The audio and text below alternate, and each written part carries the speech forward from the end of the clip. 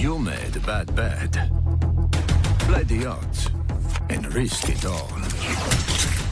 But you're playing my game now. And I'm here to clean house.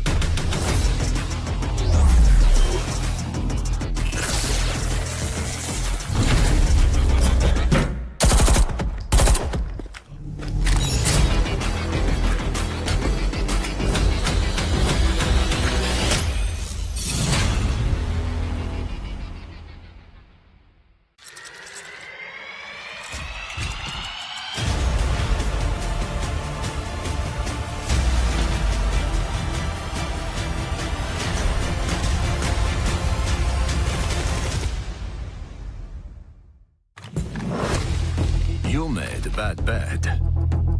Play the odds and risk it all.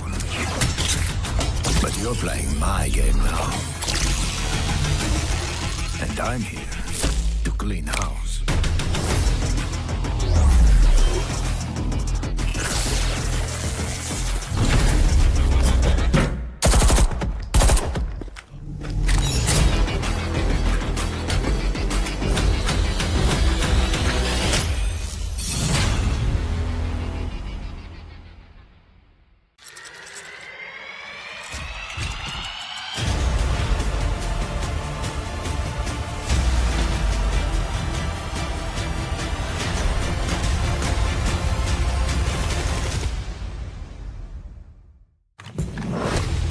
You made a bad bet. Play the odds and risk it all. But you're playing my game now. And I'm here to clean house.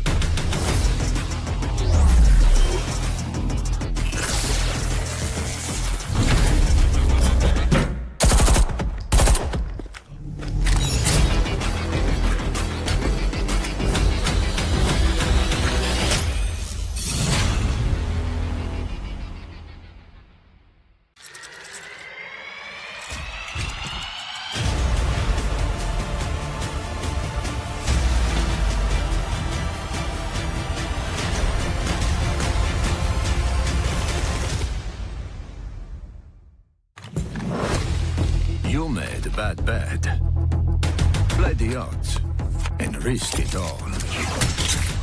But you're playing my game now. And I'm here to clean house.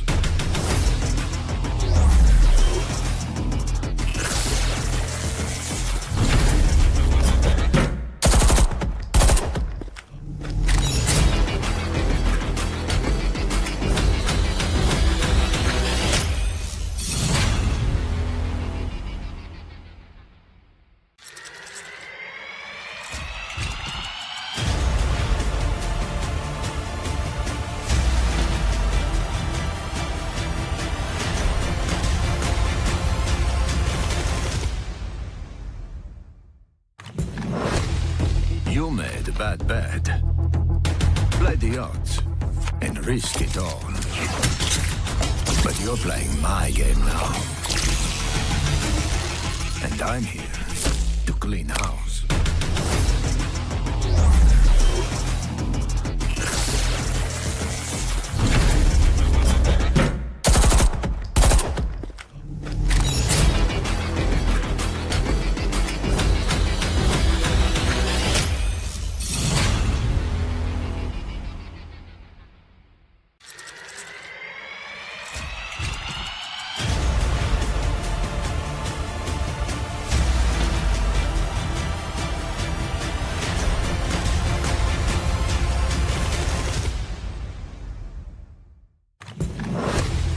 You made bad. Play the odds and risk it all. But you're playing my game now. And I'm here to clean house.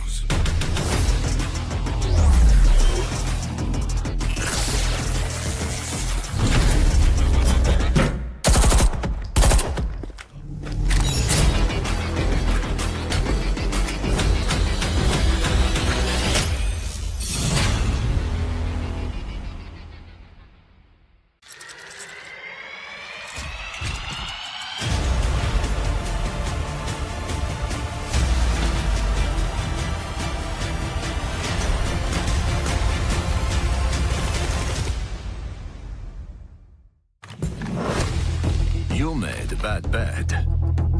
Play the odds and risk it all. But you're playing my game now. And I'm here to clean house.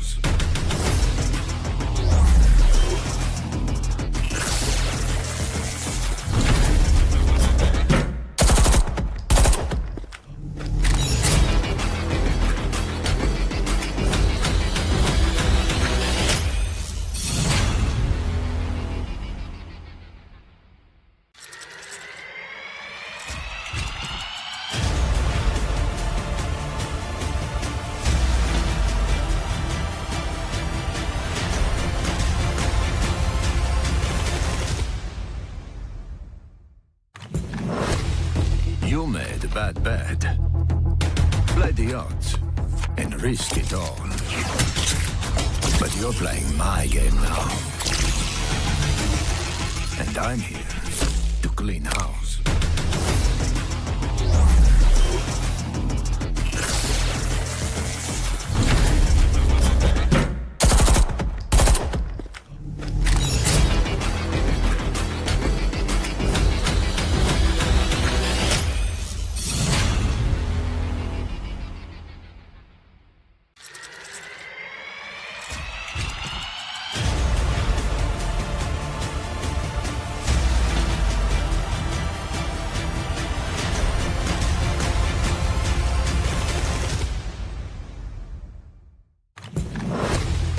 You made bad.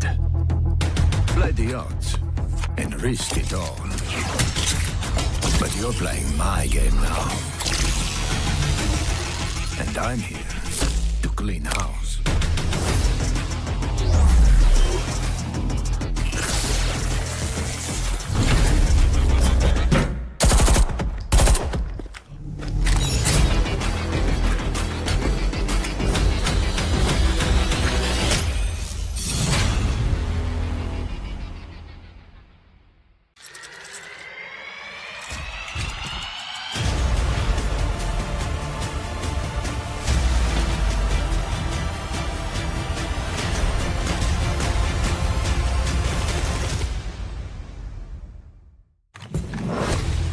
You made bad.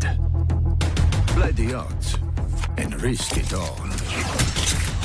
But you're playing my game now. And I'm here to clean house.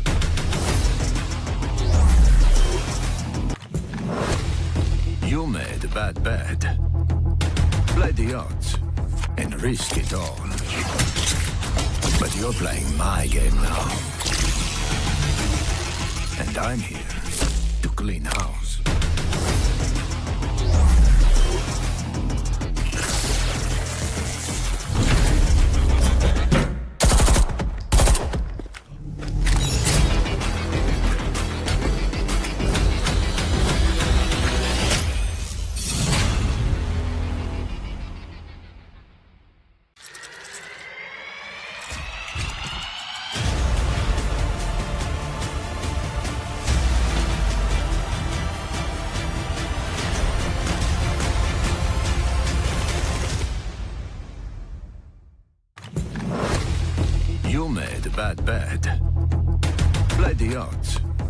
and risk it all. But you're playing my game now. And I'm here to clean house.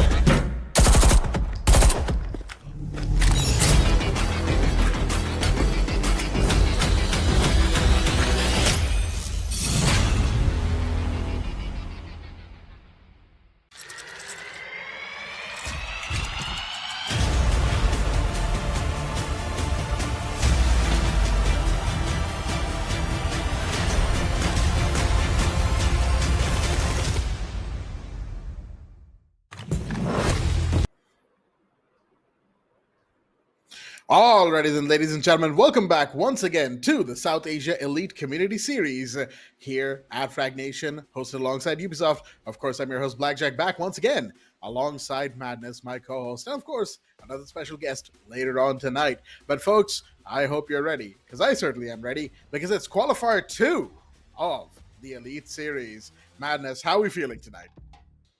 Feeling good. You know, the top teams, kind of like the 4 teams that qualified from Qualifier 1, couldn't participate in this, right? So we're going to see a couple of new faces coming in over here that, you know, couldn't make it past Qualifier 1. They have the chance. And, you know, the top 4 teams that have gone into Semifinal 1, Semifinal 2, all 4 teams have qualified. Essentially, this is basically for seeding between these teams. So that's what you're going to get to see with them. As you can know, they have all qualified, they've all secured their spot, and they've already at least secured a part of that big prize pool that we already have in store for us.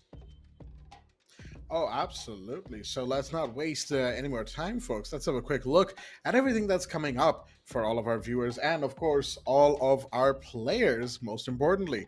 So first off, of course, as we've done this before, we're doing it again. It's going to be the prize pool for this tournament. And that's the tournament as a whole, folks. So there's a lot riding on this, of course.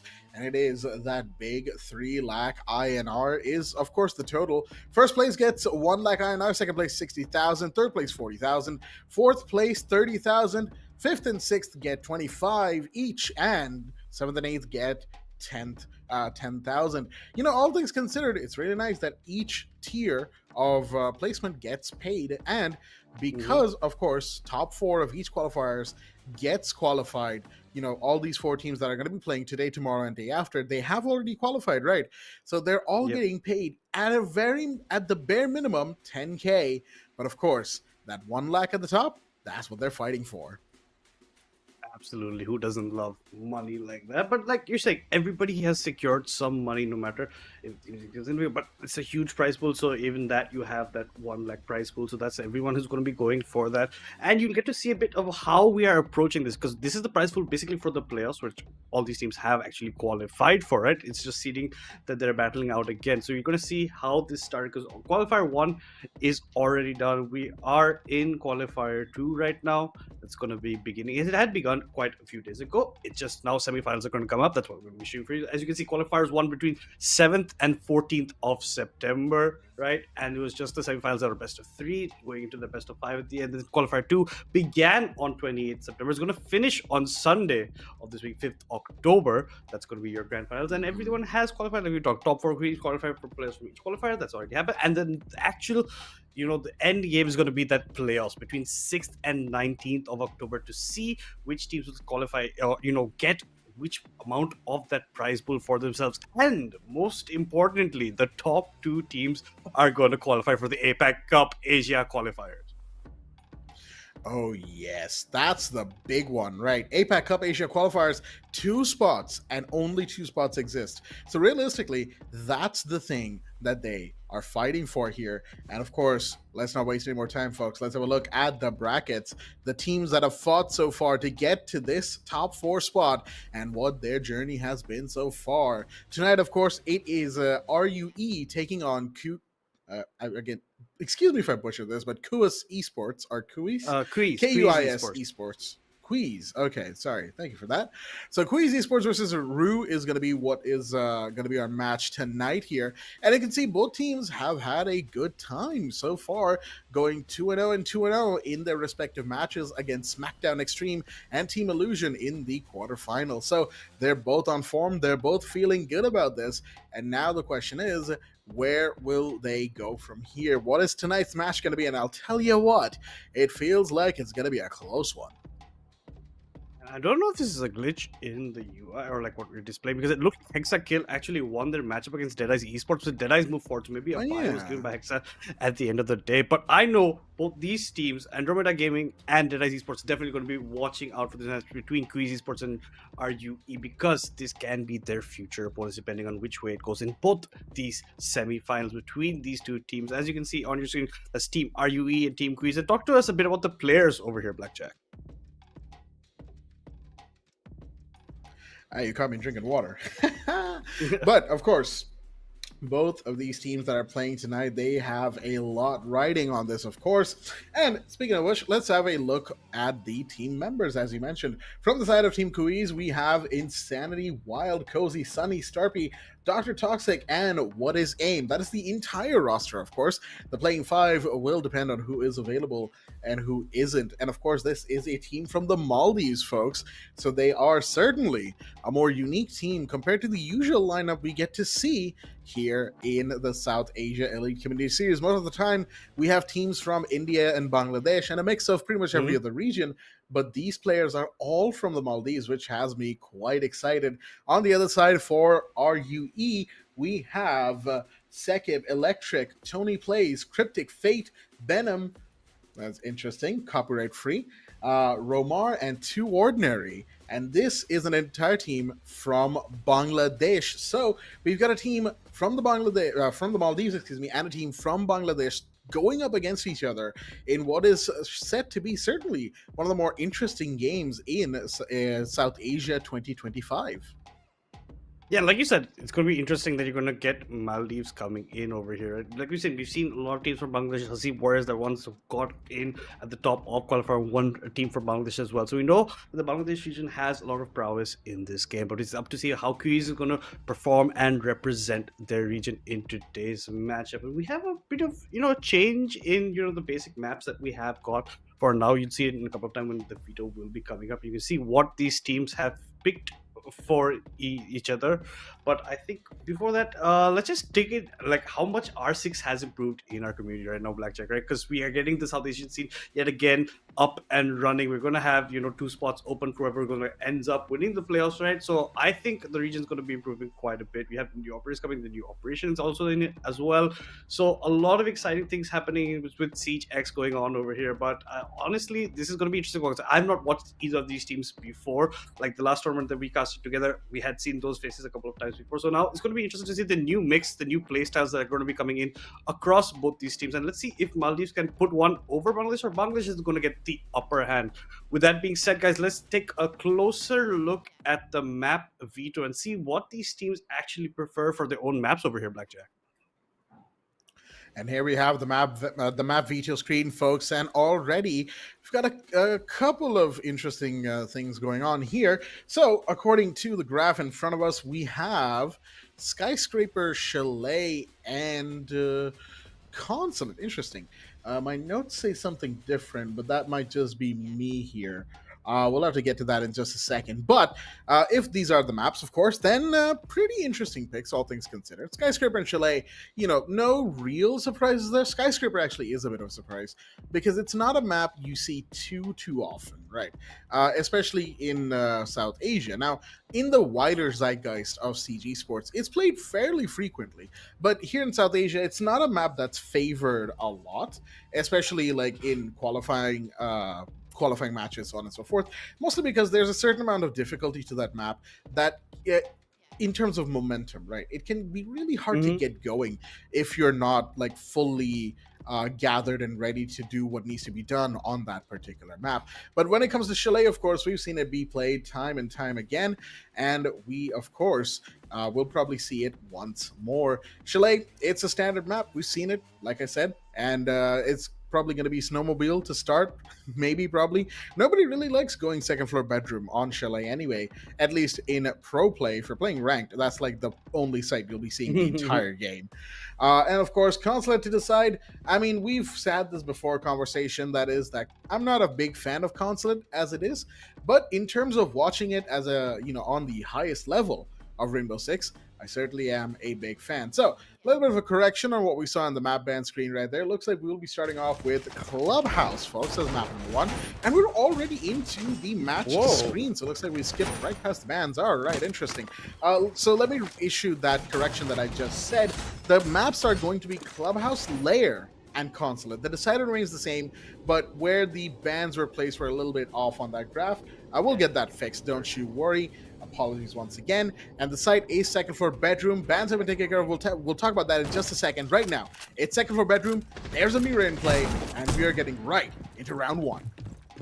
Yeah, talk about the bands that we missed. Kai Bandit taken out, so no more electric available the side of KUIS Esports on their defense, and they have opted for the gym bedroom side for themselves. Let's see how well it pans out. And the Mira, more importantly, has been left open, so you're going to use that quite a bit from the bathroom essentially for yourselves. A nice lineup comes in. You got 2 hard breachers coming. You got the Hibana, you got the Thermite. 1 in 20 plays, 1 in Cryptic Pig, and Electric's got the Finka. He's going to be looking to maybe charge in, but I don't see it's not that bad of a situation. We've already breached here into server room. They're very fast from what I can see from their playstyle over here, and you have nothing to actually interrupt or stop that breach from opening up in the hard breach side that you need over there in gym side over there. So I think this could be looking good for them. They're already in position. It's only 2 minutes 10 seconds left on the clock, and they're already looking to starting to make their entry points. This could be looking like RUE not taking proactive. I want to see if there are any rumors going around. You can see Insanity is roaming down the bottom of the stairs, but nothing else of much sort. They are still taking their time. They're biding their time to see if the hatch is opened up. The drop's being watched by Watts aim, but for now, he's not going to find any trouble.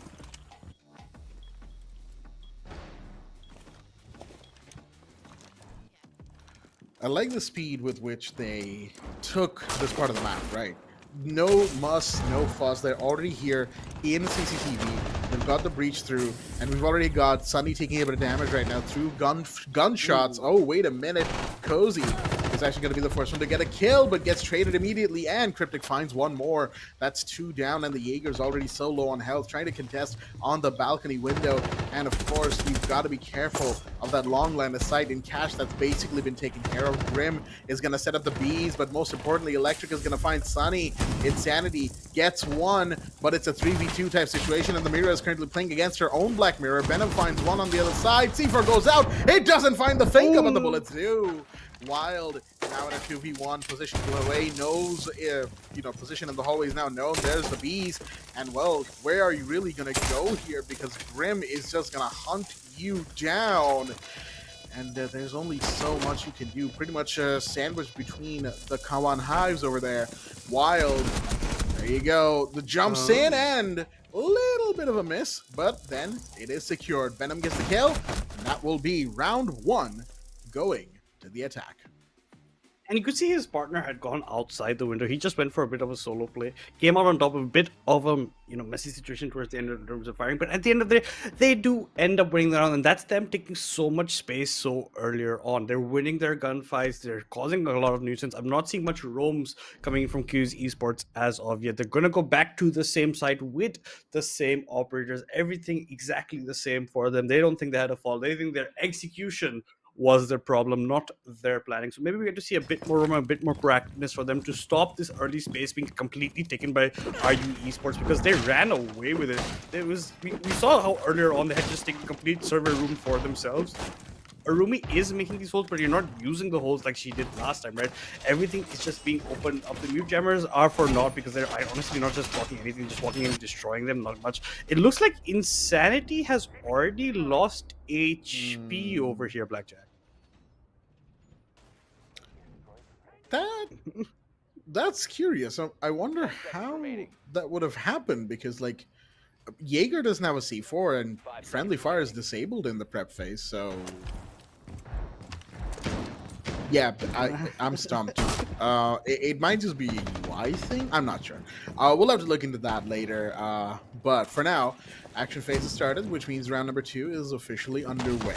And I do want to see if RUE keeps it as tight and efficient as they did in the first round, right? They were very quick to get themselves into CCTV, clear our cache, get the bodies as fast as possible. And they're going to want to do something similar, of course. You've got Seka playing the Zofia once again. You've got the breach charges. You've got the thermite ready to just rock and roll with the breach. Here you go. Somebody is playing in the 90 of this corridor, but he's going to roll away pretty quickly as Tony gets ready to get this construction wall wide open. There we go. Breach is done, but Sekib's going to be the one to fall first. That's huge right there as Cozy takes that kill. The Aruni winning out, but gets traded immediately. Cryptic comes around, finds that, and, well, puts the fate down for Cozy, making it 4v4. For instant Nitro thrown out the window, not gonna catch anything but air. But in the meantime, Venom has got the kill onto Insanity. So that's one less member for the defense. They're playing with a man disadvantage currently, and now they're actually fighting for that space in server. They're not gonna allow RUE to just walk up, but they have given 2 men over in that advantage for themselves. The finger gets put up by the alarm. It doesn't matter, while ends up still falling down. What's in actually gets the trade kill. But then Sony plays instantly back in for the kill. Sony gets another, but oh no, Benham with the finishing touches in the matchup. It is not looking like this side is for them. This time they did have more roams going on, but that just meant that the round ended just not on the side. A lot on that CC. A lot was invested on CC because they knew they needed to hold it down, right? What happened in round 1 was simple. They didn't invest enough in CCTV. It got breached pretty quickly.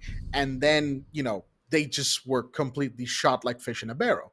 Now, this round, they wanted to avoid that. So you invest a little bit more, a couple more bodies in that part of the map.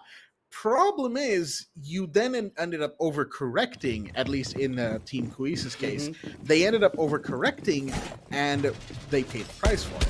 So now, they've switched up the site, and, you know, as you should. It's round number 3, one more round before, of course, the final bans for this first half. So this round is pivotal for both teams, really.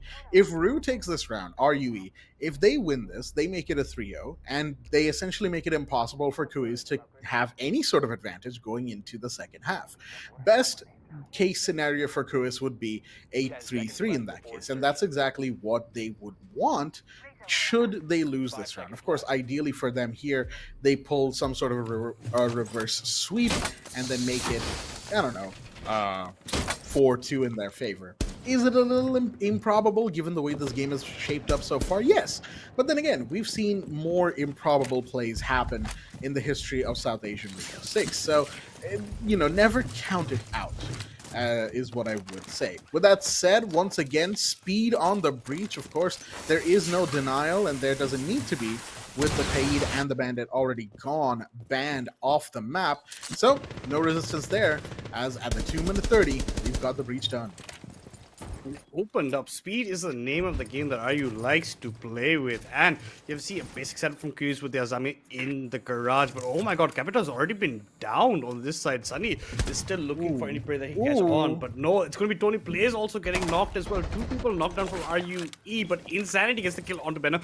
Cryptic Fake gets the kill onto Cozy. So it's still a 4 versus 4, but technically it's a 4 versus 2 because 2 players are still down by RUE. Finally, Sekib gets picked back up. Tony Plays is still on the ground. And no, Sekib, as soon as he comes back up, is sent straight to the death room. Insanity picks up that kill for himself. Already looking pretty nice and fastly on the Jaeger. The switch in the bomb side has actually helped them out quite a bit. A different mentality which they're playing. And this time, even though RU opened up the breach so earlier on, they can't make any headway whatsoever. There's no avenue through which they can actually enter this building. They're just looking if any big potential is presented, because with the man disadvantage, that's what you honestly will be looking to do.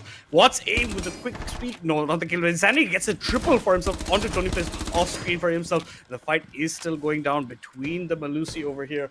no picks whatsoever, but it's a 4 versus 2. I don't think RU can do anything except for pray a miracle happens in their favor. The Ash starts from the side of the window, cause a bit of a distraction, but it's not enough. Actually, Cryptic gets the kill onto no. Insanity. Cryptic gets another to Watson. The miracle seems possible more and more. It's a triple for Cryptic, but in the meantime, Wild dashes in the hopes of the side of RUE, picks up the kill onto Electric. It's only Cryptic against the world. He's going to have to get an ace actually to end up winning this round because he's already on the triple kill from free fires on the window on the catwalk. Not enough, but this is a nice crossfire setup going on between Wild, between Sunny. I don't think this is possible from Cryptic. It's up to KUIS to honestly make a mistake here for him to be able to enter, get the bomb plant down. He's just holding the window, biding his time. 30 seconds left on the clock. He's going to have to make a move whatsoever. He throws down the smoke. He's going to try and walk into. I'm expecting fires going out as soon as the noise comes in. As soon as the Fenrir gets activated, and that's going to be Sunny using the bait that was Wild on that side. Ends up picking up the kill for himself. And finally, KUIS Esports have a point to themselves. KUIS Esports with the first point on board, and better late than never in round number 3. Well played, all things considered, to them, of course, though I will say it took them playing a little bit more aggressive, a little bit more forward on that breach, and of course, with Insanity, the Jaeger playing the off angle of being in first floor from the main door and then from the pool table window. So a little bit more of that, right? That's exactly what they're looking for, I think, going forward from here, as we have the final bans for the first half. Azami, understandably so, and on the other end, it's Hibana, the second breacher of the night who's been banned. Now, given that it's Clubhouse, I expect breacher bans. In fact, I am a little surprised that Thermite and Ace have gotten away for the attacking half. Now, I do understand the idea behind Maverick, because you don't want to get Maverick tricked on any of those walls. It's really hard to counter. Actually, it's completely uncounterable. And he can just safely, especially with the change to electricity being a more neutral tool now, he can just safely, turn a wall soft and have Zophie or Buck deal with the fallout of that. So Maverick ban is 100% understandable, but then you also have to realize Ace is a really, really strong breacher right now, right? Relatively safe breach positions, one of the best guns in the game, if not the best AR in the game, hands down. And then, of course, you have just his general movement capacity, I should say. So the fact that he's still in and you've got the Monty band instead, maybe not the best banning decision by KUIS, but then again, RUE might be, shield players at the end of the day, especially, again, it's Clubhouse. Monty does see a good level of play here, especially on CCTV. With all that said, we're going to be moving right into round number 4 here. And looking at the op selection from both sides, nothing too particularly surprising. Speaking of Ace, I did talk a lot about him, and he is here. You've got secondary hard breaches on both Sophia and Grim, so they are not risking it. They are getting as many breaches as possible.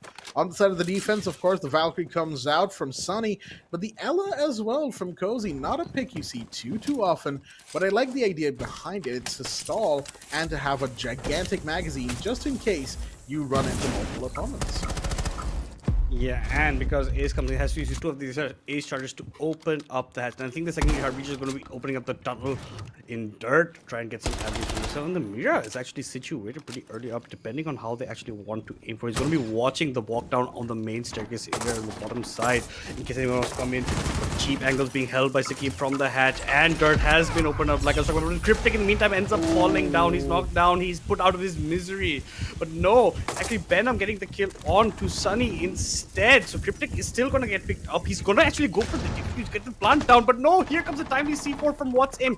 Gets the pick up on the Cryptic. Makes it a 4 versus 4. Here comes the big charge. Gets the line charge actually instead. And 2 people end up getting spotted out. Now finally the bomb goes down in the Fenrir Shroud. But no, it still goes down. It's through. It's a 4v4 retake for the side of KUIS right now. They have to find some. They have to get some avenues to get in. They have to get placement in dirt tunnel, because if dirt is left free open, it's just free fire situated even from above. Their angles being held. The vertical is there. Benham gets another onto What's His Name. Tony gets picked up by KUIS. Benham gets another onto Wild. Sakib gets a kill onto Cozy, and it's Sakib to close out the round. So unfortunate for the side of KUIS Esports. That other round seemed just to go in their favor. This one could not. There are so many angles that bomb was held down for. It was a 4v4 retake, and with those many angles to look at, it's almost impossible to get back onto side.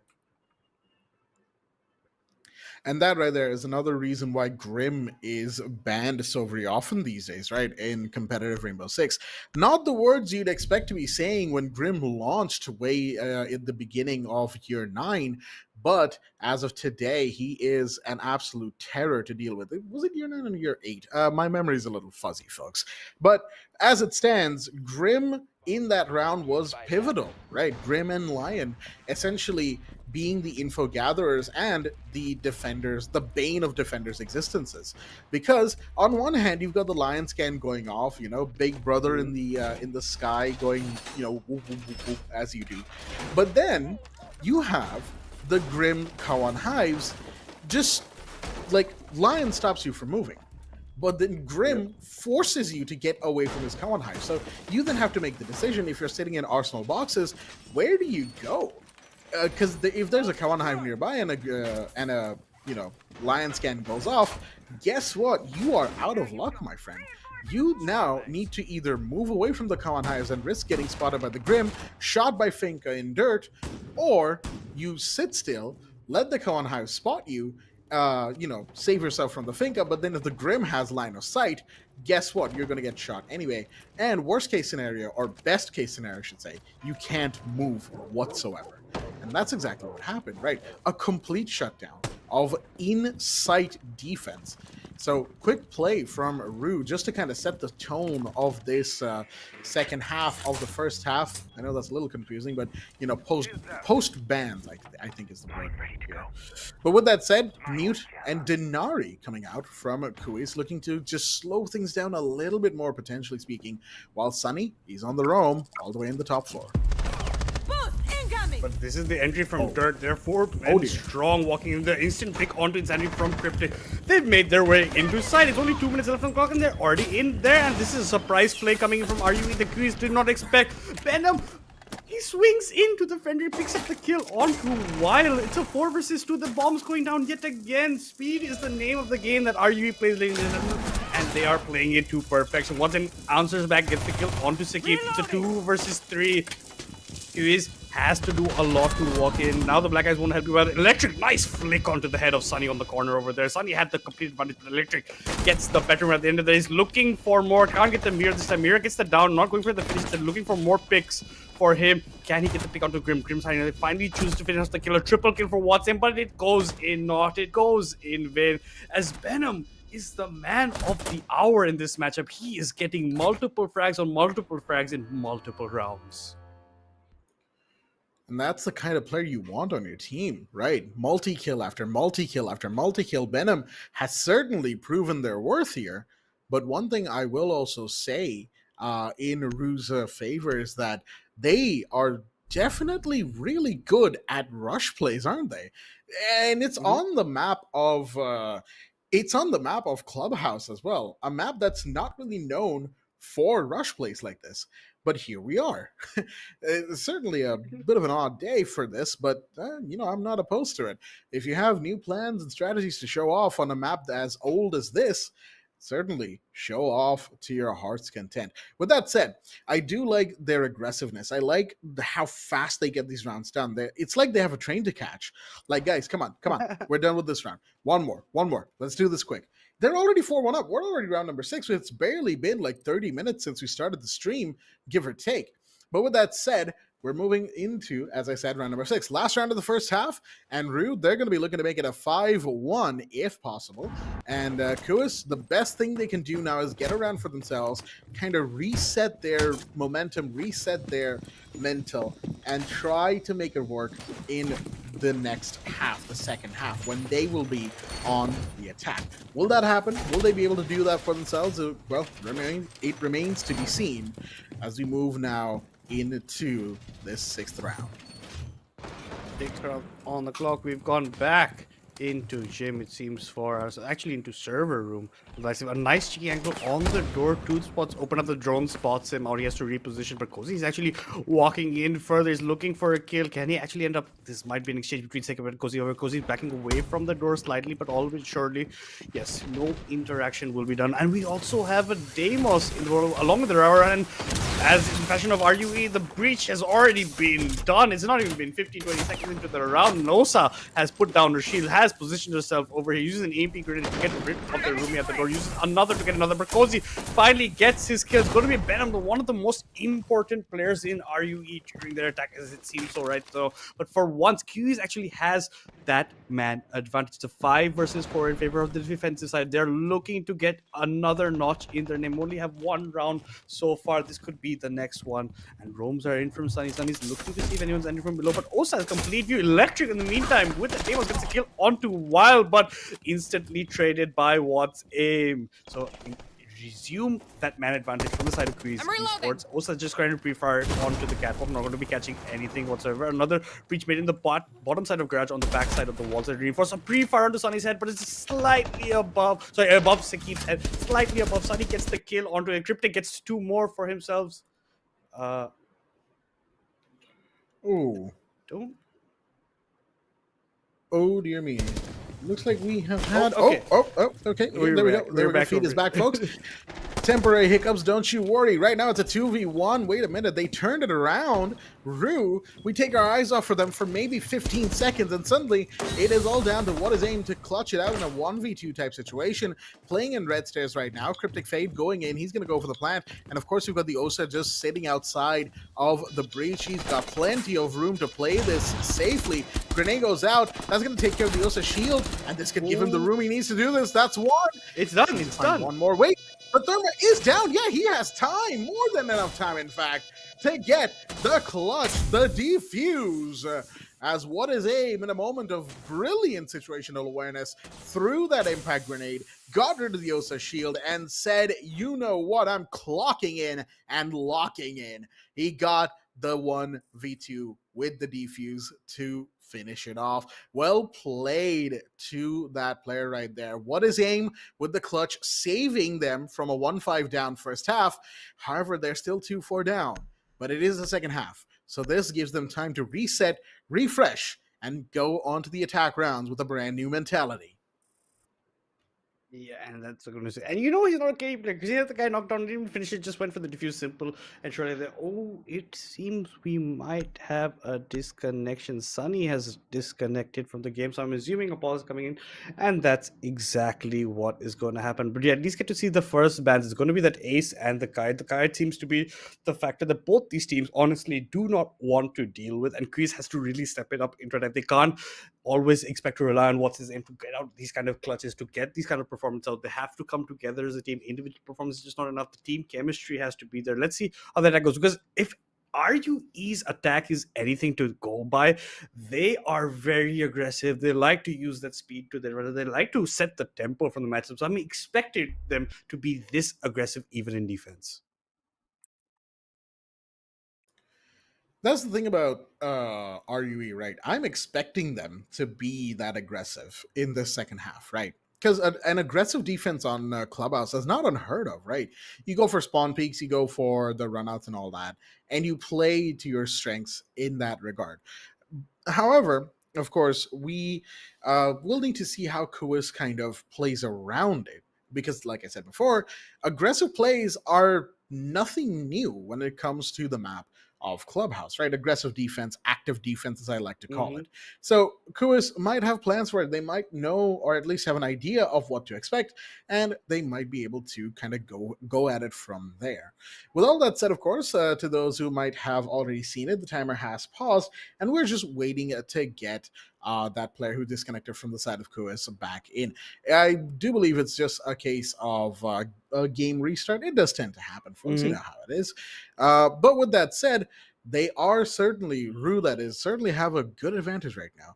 And going into the 7th round, we'll just have to wait and see. Oh yeah, we've got the ready confirmation. So we are going to be going straight into the second bans. It's Thermite and Valkyrie to round out the first 2 bans from each side in this second half. Around about round number 10 or just before that, we will get the final bans coming in, and that will, happen when it happens. For now, let's move into second floor cash room and CCTV with RUE taking on their first defense round. Yeah, and we can already see that we're going to be bringing in the 3-speed operator, going to be the alibi coming in for Electric. So expect him to make some plays. And we're going to have Benham actually picking up the Bandit. So I'm not sure if he's going to be looking for Bandit tricking or he's going to be looking for Rogue, because he seems to be the kind of player who likes to set the pace, likes to get that first blood for his team. We had the usual, Azami for the catwalk in garage side. It's going to be the CCTV room startup coming in. And we have a couple of switches of operators from KUIS. I mean, certainly this is after they have seen what is up. And KUIS themselves will be bringing out the Monty and the Maverick. They think they're optimal. That's what they had banded out, but they think this is going to be good for their own plan. And even with the Captor, you can clear out a lot in the Catway. You can get some space for yourself. And the Grim will also come into fit. The Buck can cause quite a bit of damage from below if he's allowed to roam around as nicely as possible if he has people roaming with him as well. Bandages are going to be placed down over here. I'm not sure if he's going to be looking for the ship. He's put it on the both sides so he can abilities were brought in, but we have a Maverick at the end of the day. It's not going to make much of a difference to have that bandit because he's going to Maverick trigger, make it a soft roll. Buck can just blast it open. We have a run out earlier on. Electric actually takes a bit of damage for his troubles. Tried to make the proactive play, didn't at least this time work out.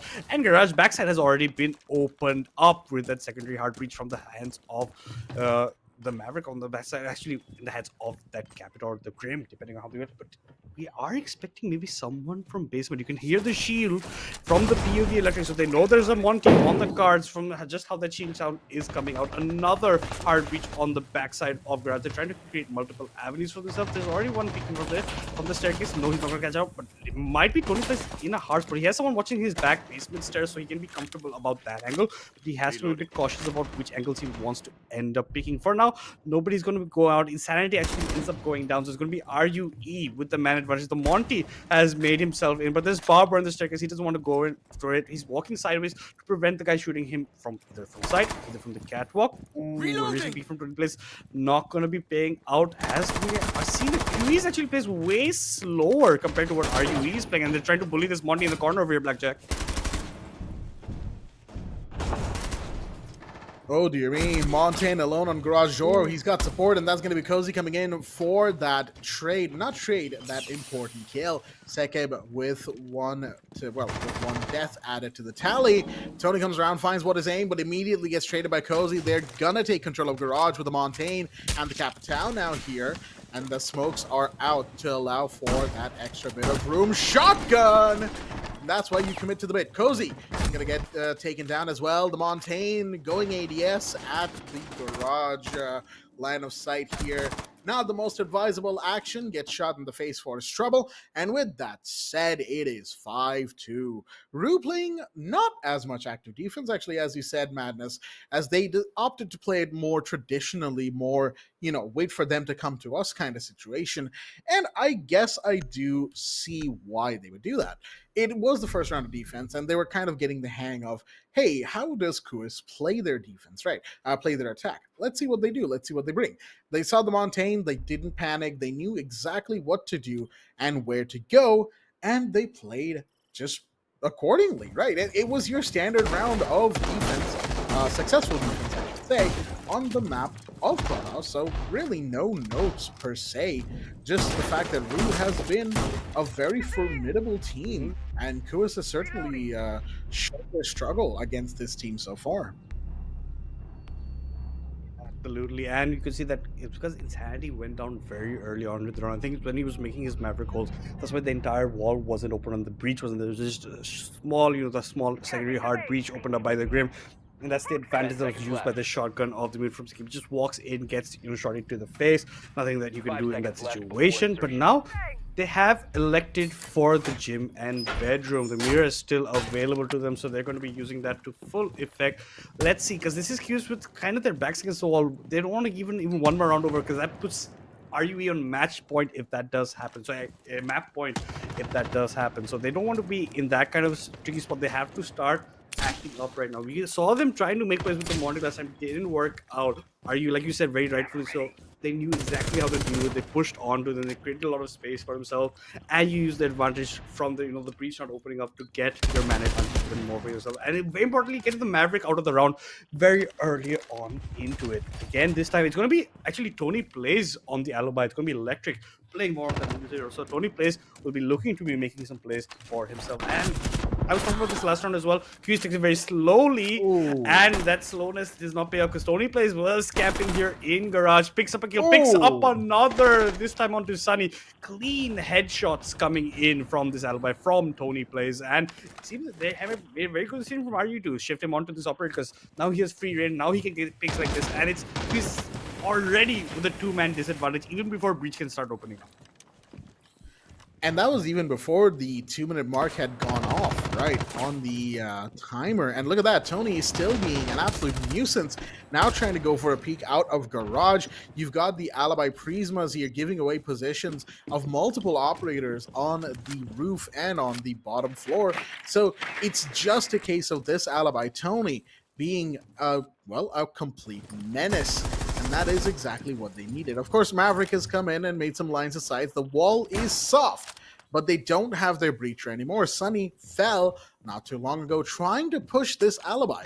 So really, Tony's contribution to the round is certainly quite high, but not Electric is going to be the one to go down on the other side. So 1 kill has been taken back, and that's going to be from the DMR of the Brava, Cozy, down below in the first floor.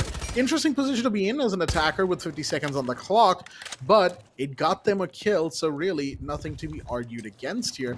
And looks like Cozy might want to go up the main stairs up to the bedroom hallway. This would be an interesting two-pronged attack if it is successful, of course. The question is, can they take control of construction? This Mira certainly doesn't want them to, as that was a very big peek right there by Cryptic. And he's just going to fall all the way back. He's got a mirror window. He doesn't have to risk it. Second falls on the other side. Wild gets one. That's a good one indeed. The mute in Cash's side. And there goes Cryptic as well. Multiple bodies falling. And this is exactly what I meant about a two-pronged attack.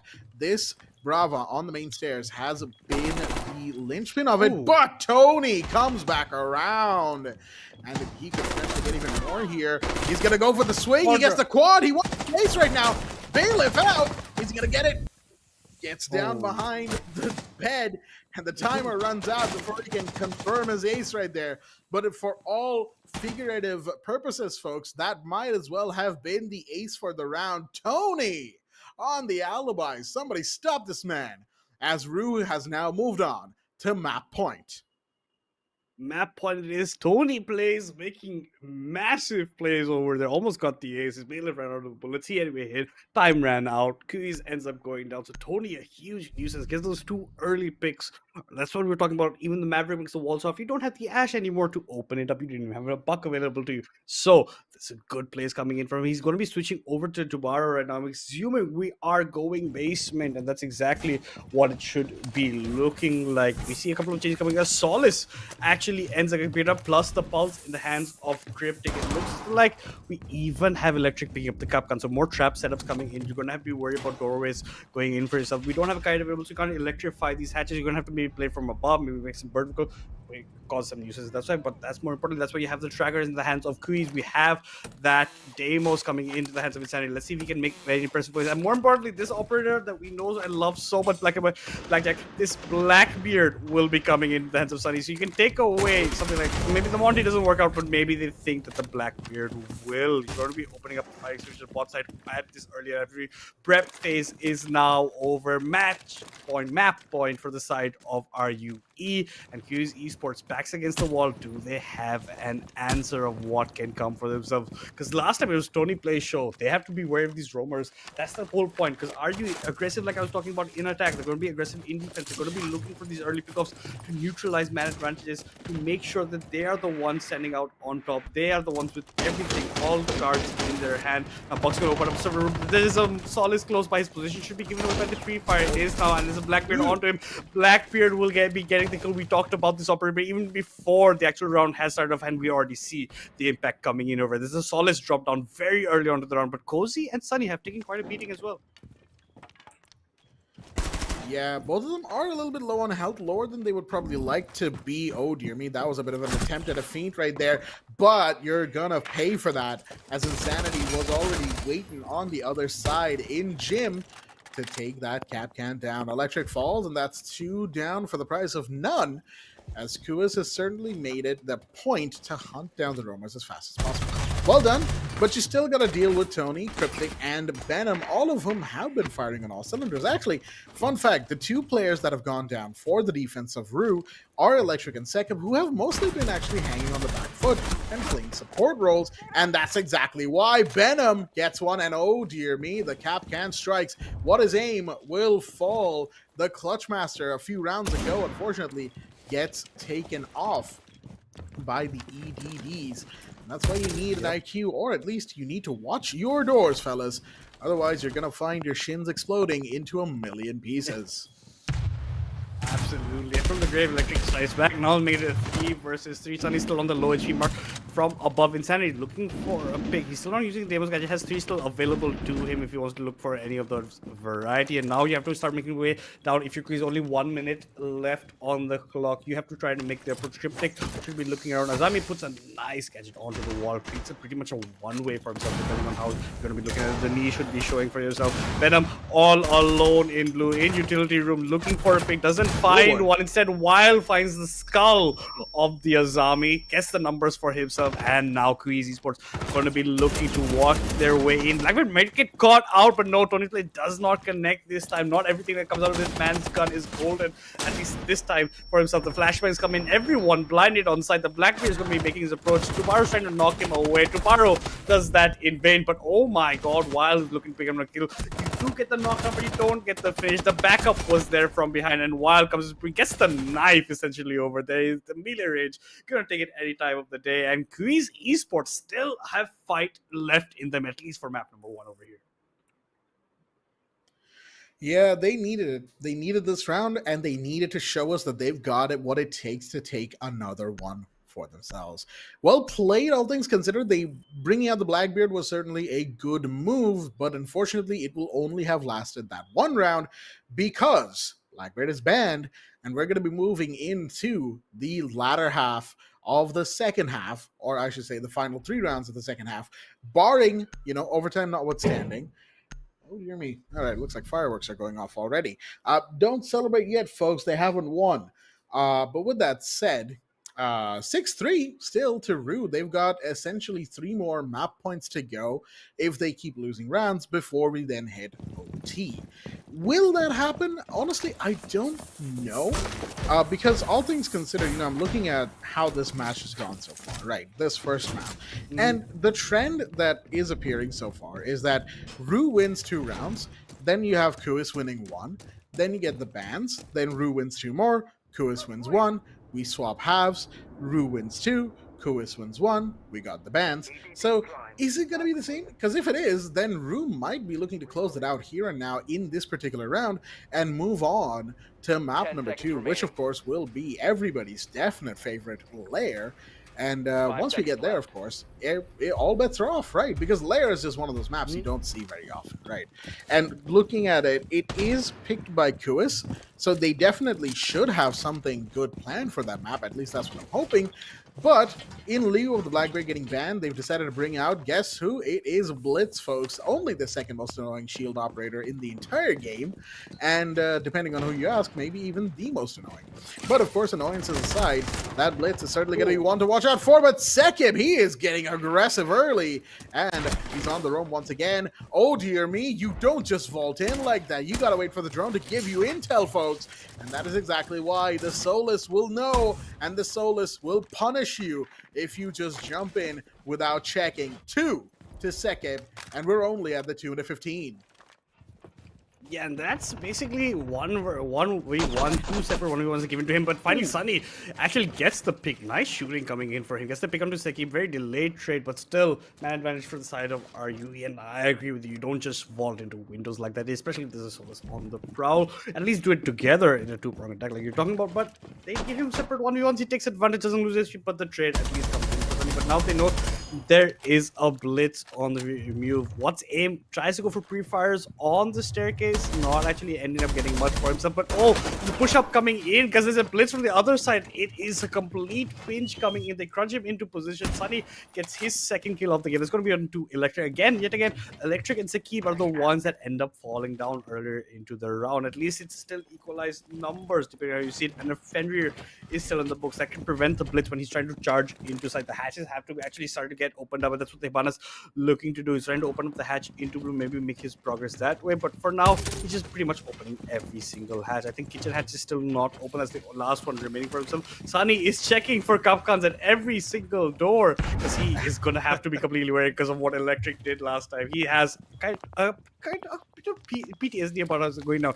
But oh my god, the Pulse finds out where people are, but now puts back the heart. He sees they have shifted. Oh my god, he can be actually looking for KV. Opens up this floor. He can actually get a pick on man just standing there onto his cam instead. But now the hatch is opened up. The drop should be coming in soon. 44 seconds left on the clock for KUIS to make the movement. There are cameras available. They're spotting out the members of KUIS Esports on vision. They have to make their approach onto site, and they are trying to head into A side. Reminder, there is no Mira to cover. That's a kind of free walkway into that hallway as well. Here comes the flash. Here comes the smoke. Tony gets a pick onto what's aim. The Blitz is charging for him, but he's killed from behind by Venom. So Sunny not aware of his 180 of the man on his 6, and he pays his price in the shotgun close range. Cryptic gonna win that any day of the week. A shotgun close range is gonna be, something that you can't actually find. It's not even that close range. That's how broken sometimes shotguns are in this game. And that's going to be RUE Esports taking this map in pretty dominating fashion, if I say for themselves, and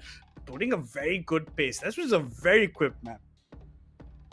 Absolutely, very quick map. Indeed, 7-3, and that's not even counting the minor technical difficulties we've had a couple of times. So 7-3 to the side of Team RUE, that is, and they will be the ones to go 1-0 up, essentially creating map point for themselves, as in they are 1-0 up in a best of 3, right? So they just need to win one more game, folks, and they will be able to finish it off in a 2-0. And that's exactly what they're probably looking for here.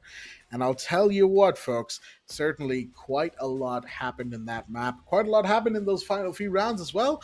But with that said, we have, like I said, a mystery guest, and that mystery guest has appeared. It is our very own Bullet, who is here as our analyst for tonight. So, Bullet, you saw the games with us. You saw the hype. What is your analysis? I would say for sure in the defensive part of side, KUIS, we're definitely not ready for what's coming in from the side of RU. We did saw a lot of the struggling phase, especially when the bomb site was on the second floor objective, as the gym bedroom or towards the offices. But yeah, on towards when the objective side went down to the basement, yes, we did saw the twist in the tail that RU was the side of KUIS were also able to put out some really good clutches.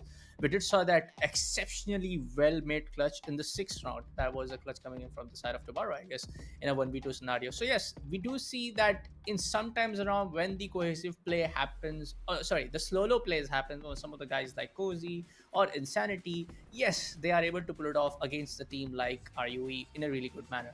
Apart from that, don't get me wrong, folks, this does seemingly went really, really well for the side of RU for the entirety of the map, and that's why you are able to see a 6-2 scoreline in just like 20-25 minutes since like the starting of the broadcast. Now again, coming to the side of KUIS, I believe this was not their map pick, so I am hoping to see some kind of like a different scoreline when we go on the second map, which is going to be their map pick.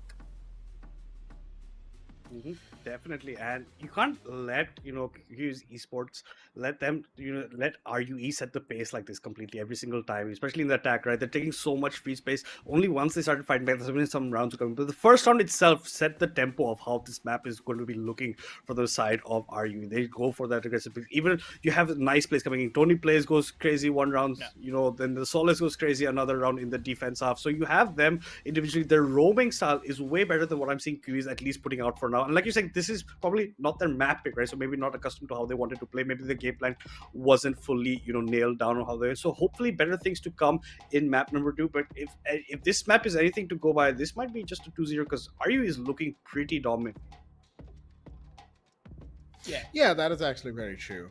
RUE, just overall, based on what I've seen, they like being aggressive. They like being fast. They like to get in, outdone, either defeaters on the ground or they get all the bodies, right?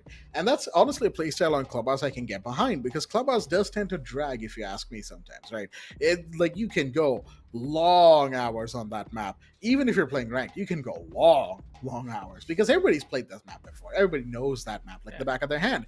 Especially the higher ranks you go, the more pro play you have, the more you play Clubhouse, the more you'll understand why this map is played so often, but also why this map tends to go as far as it does more than half the time.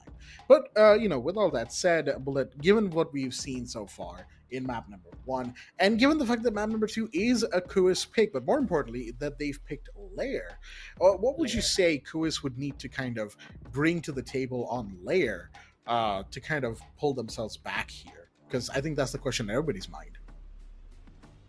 Yeah, again, as I was able to confirm that RU has picked up a side of the side to play as defender first. I was like kind of like that confusion that QS will get the chance to pick the attacking or defensive side. Don't get me wrong, folks. It for me it looks like yes, they should have got that maybe had that opportunity to pick the defending or the attacking side as well, because Lair is a very huge map compared to what the other maps in Siege offer. Maps like Lair, maps like other one that's like Night Haven Labs as well. They are some of the very big maps that you get in the entire game of Siege X, where the defensive side gets a whole lot of creativity play that they can do, especially with some of the new operators coming into the game. So if they had the defensive pick, defensive starting play as the first few rounds coming into the first half, I would say it would have a different side of like a storyline coming in from both sides. But are you being on the defensive side, and then we have seen RU what they did in their defensive play in the first match as well, first map, very few rounds as well, but they had to do in the second half. They were able to pull up a very good attacking play. But to just continue that conversation, before that, let's take a look at the entire stat play coming in from both sides. I mean, you just look at the cost percentage of Electric from the winning side, and then you look at the cost percentage of all of the players coming in from the side of queues. The difference is not by a mile, but there's a certain difference which kind of like tells you the entire story, even if you have not watched the entire map number 1.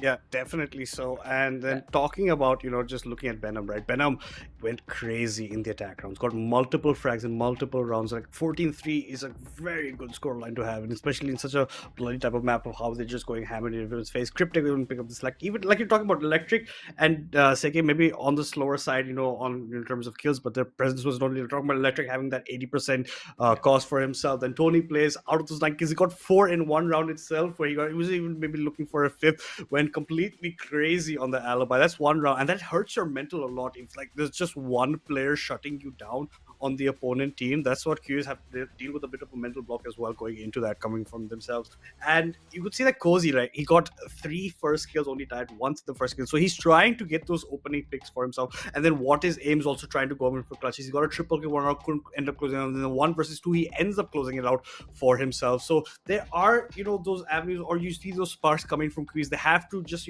make those sparks into flames to allow them to actually progress up over here. Because remember, guys, every single team you're going to be seeing in Semifinal 1, Semifinal 2 have qualified, but it's about seeding. It's about seeing yourself against these teams, because you will be facing against these same teams when you head into the playoffs as well. Yeah, and that actually kind of brings me to that point that these matches can also kind of be seen as test runs, right? For each team. They're fighting each other here and now, and they'll be facing each other again in the playoffs. And so they can use the knowledge that they gain here in the playoffs themselves. Because at the end of the day, one of these two teams will bow out tonight of this particular qualifier, right? Qualifier 2. And they'll probably play for third place tomorrow in an off-stream game. Not tomorrow, but day after, in like an off-stream game or whatever. And sure, that'll be fun, I guess. But really, it's about the experience. They will know here what they can kind of expect. Even if it is in a slightly limited capacity, it will still be good to have it, right? Good to know what it is that your opponent team is bringing to the table, what their overall play style is, and what their comfort picks are, right? So for instance, now with KUIS bringing out the shielders so much in the second half, I certainly expect that, you know, any team going up against them will be looking to ban the shielders going forward from there. It's just one of those things that has cause and effect, and I certainly would like to see more of that happening. I mean, to be fair, I think we can all kind of agree here, folks. Shielders can get a little annoying when overplayed too much. To be fair, this was just the first shield play of the night, just 2 rounds, so I'm not going to be too harsh on them.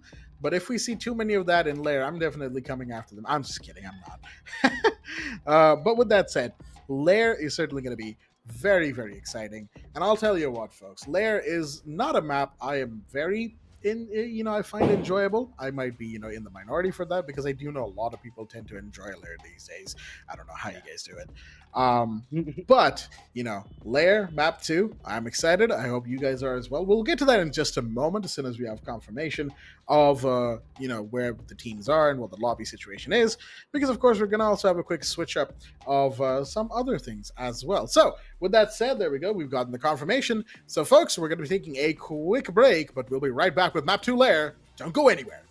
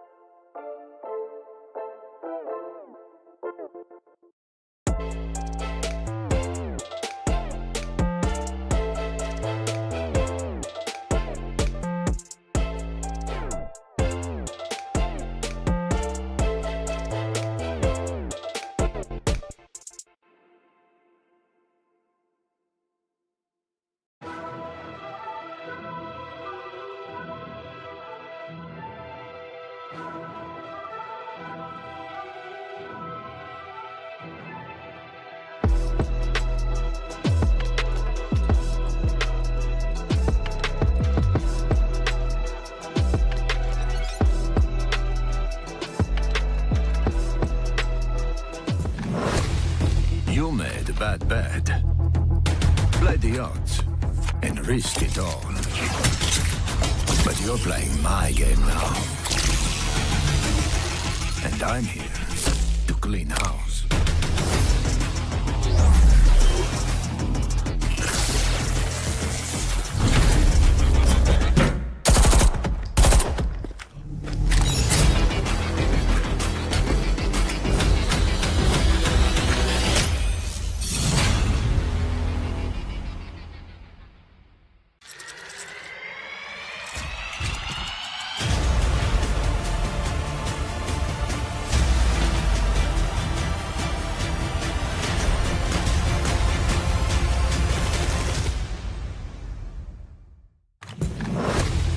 You made a bad bet. Play the odds and risk it all. But you're playing my game now. And I'm here to clean house.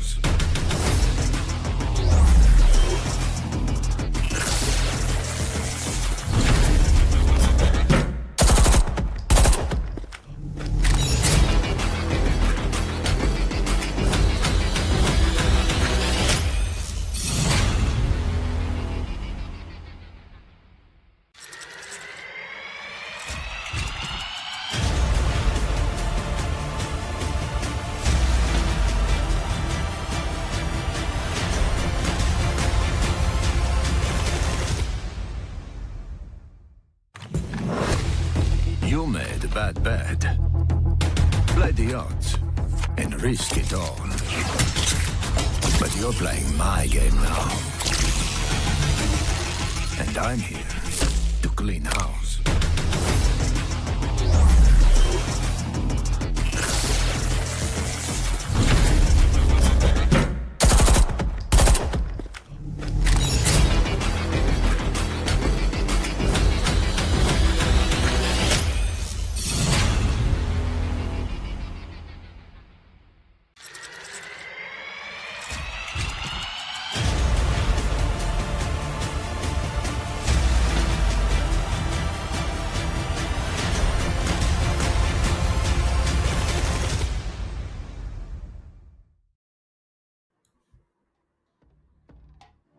Guys, welcome back to the competition. South Asia Elite Series going on over here. We are in Qualifier to Semifinal 1. We already one map in over here. RUE took that for themselves in pretty dominating fashion against KUIS Esports. We're expecting maybe big things come from them because this might be their map pick. So let's see what this team can bring out against. For a reminder, yet again, both these teams have qualified. This is for seeding, and like I said, this is maybe like kind of a test match between both these teams right now to see how they can fare up against each other in the playoffs. Yes, I mean, talking about the second map, Blackjack, that we have seen, we were talking about this one, before going into the break. Oh, apologies for that, folks. Yeah. We were talking about this, that, how things can take a turn, especially in the second map, because that was the map pick coming in from the side of, RU in the very first one. And now you have the interchanged one where the losing team has the map pick on the second one. But we were talking about how Lair is a very big map. It has ton and tons of space for the side of the defending team to kind of like play in a very, very kind of like a creative way, or maybe in the very usual methodical siege that you always see in some of the other regions. What I'm really happy about is the fact that Lair is now being one of the preference in our region. Blackjack, coming to you, Blackjack, we have definitely seen some other region games that Lair and 91 Labs are definitely one of the topics coming in from a lot of the teams, especially in the tier 2 and the tier 3 circuit. But we know our region, how they are kind of like very, very hesitant to adapt to some of the newer maps coming into the siege, coming into the game. I mean, Lair, now I guess Lair was introduced way back in 2023 or 2024, I suppose, more than a year or two. But still, this is one of the least, I would say, maps being picked and played in some of the competitive teams, what we have in our region. What do you have to say about that, Blackjack? Honestly, all things considered, it's certainly refreshing. No, I will agree with you in that regard, Bullet. That I like to see new maps be adopted, right? 91 Labs being played more recently in South Asia has certainly been quite refreshing to see. But also, as much as I disparage Lair as a map, that's more so a personal preference, right? All things considered, the fact that we see more of it is really, really good because it means more variety, it means more team compositions that we don't get to see before, and more importantly, more adaptations, which is the name of the game. A real quick, small correction to the brackets from earlier today, folks, as was pointed out by Madness. The on the fourth spot, you will see that Hexakill versus Deadeye Esports has now been corrected, as it was originally erroneously written that Hexakiller won 2-0. No, it was Deadeye Esports who had won 2-0. With that said, KUIS Esports versus RUE, that's the game we are on tonight. And the map that we're going to be going into later is map number 2. So for those who may have missed it or are joining us just now, map number 1, which was Clubhouse, picked by Team RUE, went their way in a 7-3 fashion. And now we're going into map number 2, which is, of course, Lair. Oh my goodness, the fireworks are going off. But with that said, folks, I think that's going to be where I will be leaving it in just a hot second. And of course, we'll be, leaving it to our beautiful commentators for map number 2, Bullet and Madness. So with that said, best of luck, boys, and I'll be watching you from the sidelines. Thank you for so that, much, Blackjack. Blackjack. Thank you for putting your input. Yeah, we're going to see sir. this coming. Like the 7-3 over here, Bullet. You were watching the sideline. You give the analysis afterwards. It seemed pretty dominating coming in from RUE. And now KUIS have their pick this layer. Like you're talking about now, it's getting more prominence in the scene. Usually we get to see the same basic chalet, clubhouse. Then we have the cafe, we have consulate. These are the maps that usually see the rotation. There are a couple of banks here and there. But now Lair coming into it. And Lair is a kind of map that maybe most people haven't been playing that much competitively on. You're not going to get many advantages in tournaments to play this map because most of the time it ends up getting banned out. And now seeing a resurgence, it's up to see what KUIS has in store for us. Given that's their mapping, I'm expecting they have a couple of strats hidden up their sleeve. Definitely. I am expecting that, as it is going to be the map pick of coming in from the side of KUIS, I'm definitely expecting that a little bit of the different tail. But don't get me wrong, I also feel for a second that Lair is kind of like the map where defense side can actually have a little bit of that upper hand advantage, especially when attackers have so many angles to take care of, whether it's the third floor push coming in, or even like if you want to just talk about the basement. Attackers have a very, very limited choice of how they can approach and execute the sites coming in. But now talking about the maps, hey, I just to give you a little bit of history, you just need to thank the Siege Lord over here, or you can thank the Lord Tachanka, or maybe the devs for a reason.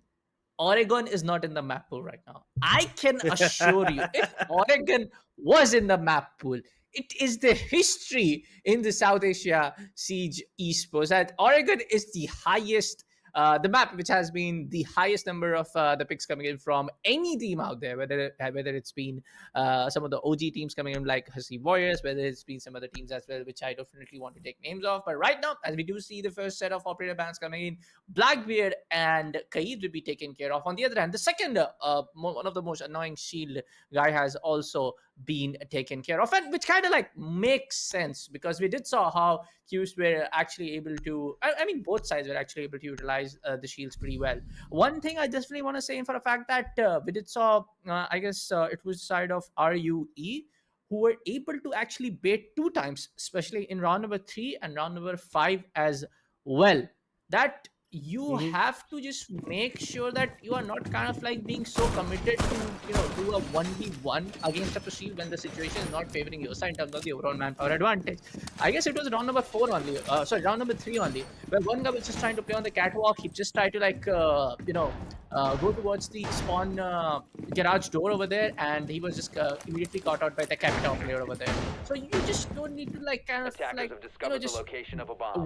go all in that, hey, if it's a shield, I can just throw him out of the map if I just keep or making the pressure onto him. You have to just make sure that, hey, there is a shield for a reason. The one of the basic key strat from the vanilla siege was that there's always a second guy or a third guy playing behind the shield cover to take you out. But nonetheless, folks, that is enough, I would say, Siege essay history or the analysis for now. We have to just right now just get started with the first round, where you have the RUE starting off with the first side in the defenders. Yeah, RUE against KUIS. KUIS looking to make, and we have an Oryx actually coming in from Electric, won't mind you. And this time, KUIS will be bringing the IQ. Last time, even though a lot of times Valkyrie was being played, the Valkyrie camps were being kind of, we didn't have an IQ to check for that, but now this time we do. We have a Legion coming out as well in the hands of Cryptic. I'm wanting to see what Electric's going to be doing with this Oryx. There's a lot you can do. There's so many hatches in this map. There are a couple of verticality that you can play with according to it, and you can also counter the Osa Shield if you just jump into it, depending on how you want to go about it. And we have a Thatcher for what's a very stable gun as well, and we know what this man can do, especially in clutch situations. He has the capability to create this out, and the pre-placed C4 has been neutralized by Cozy. So already the entrance has been made in by KUIS, and this time we see a bit more of a pace compared to what we saw in Clubhouse. But like Bullet has said before, this is one of the bigger maps you're going to come across in Siege X. So there's a lot of space you actually have to take for yourself. We have a lot of cheeky corner angles and corners that you have to make sure nobody is sitting at. And to make matters worse, there's a band that's electrified the wall. So you're going to have to come in with a Thatcher, with the Thermite. And if it gets tricked, this could be a bit of a problem for KUIS. And you can already see the setups coming in. Bandit's close by to the wall in case his Thatcher comes in. And as soon as the sound comes, I'm expecting him to make his move right here. Yeah, you can see, he just heard it. He's going to be walking in. He's looking to be putting down a bandit charge. It's going to neutralize the Thermite. And yes, the trick has been done successfully. And that's one Thermite. Actually, both Thermites have been taken out. And Tony Plays actually ends up falling down. But at the same time, Cryptic gets a kill onto Cozy. So trades are coming in galore. But this time, at least the breach has been neutralized, has been stopped for the time being. Yeah, KUIS with a really good player. Like one of the guys, two of the guys are just trying to make sure that they are getting the breach open, one exterior angle which can be used to make more pressure on. And the guys are just trying to take control of the mezzanine and the usual strat play that you do here in the second floor monster and 6 objective. On the over now, we did saw the first pick coming from the side of Cryptic. The trade did happen. Good swing from the side of Electric. Sunny goes down. Osa was not able to do anything at the moment as she was holding her talent shield. Now she places the shield, but they also know for a fact that there's going to be one more guy trying to play on the 90 all in the corner. Oryx speaks up, takes in does a little of the damage to the side of the sun, swings in.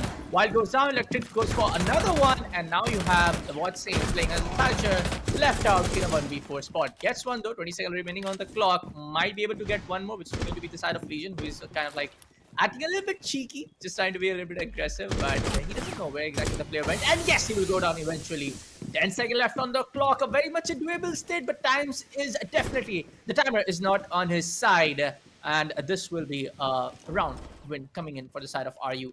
No, final pick is going to be coming in there from the side of Shik. And a good, I would say, effort being laid out from the side of Thatcher. In the end, they did try to like open up the hard breach wall up onto the exterior balcony as well. But it's all that trick coming into play. A good prop, I would say a good, a W play coming in from the side of everybody from the side of RUE to kind of like approach in from multiple angles, take control of the mezzanine a hallway over there, then try to just open up the walls towards the mask room.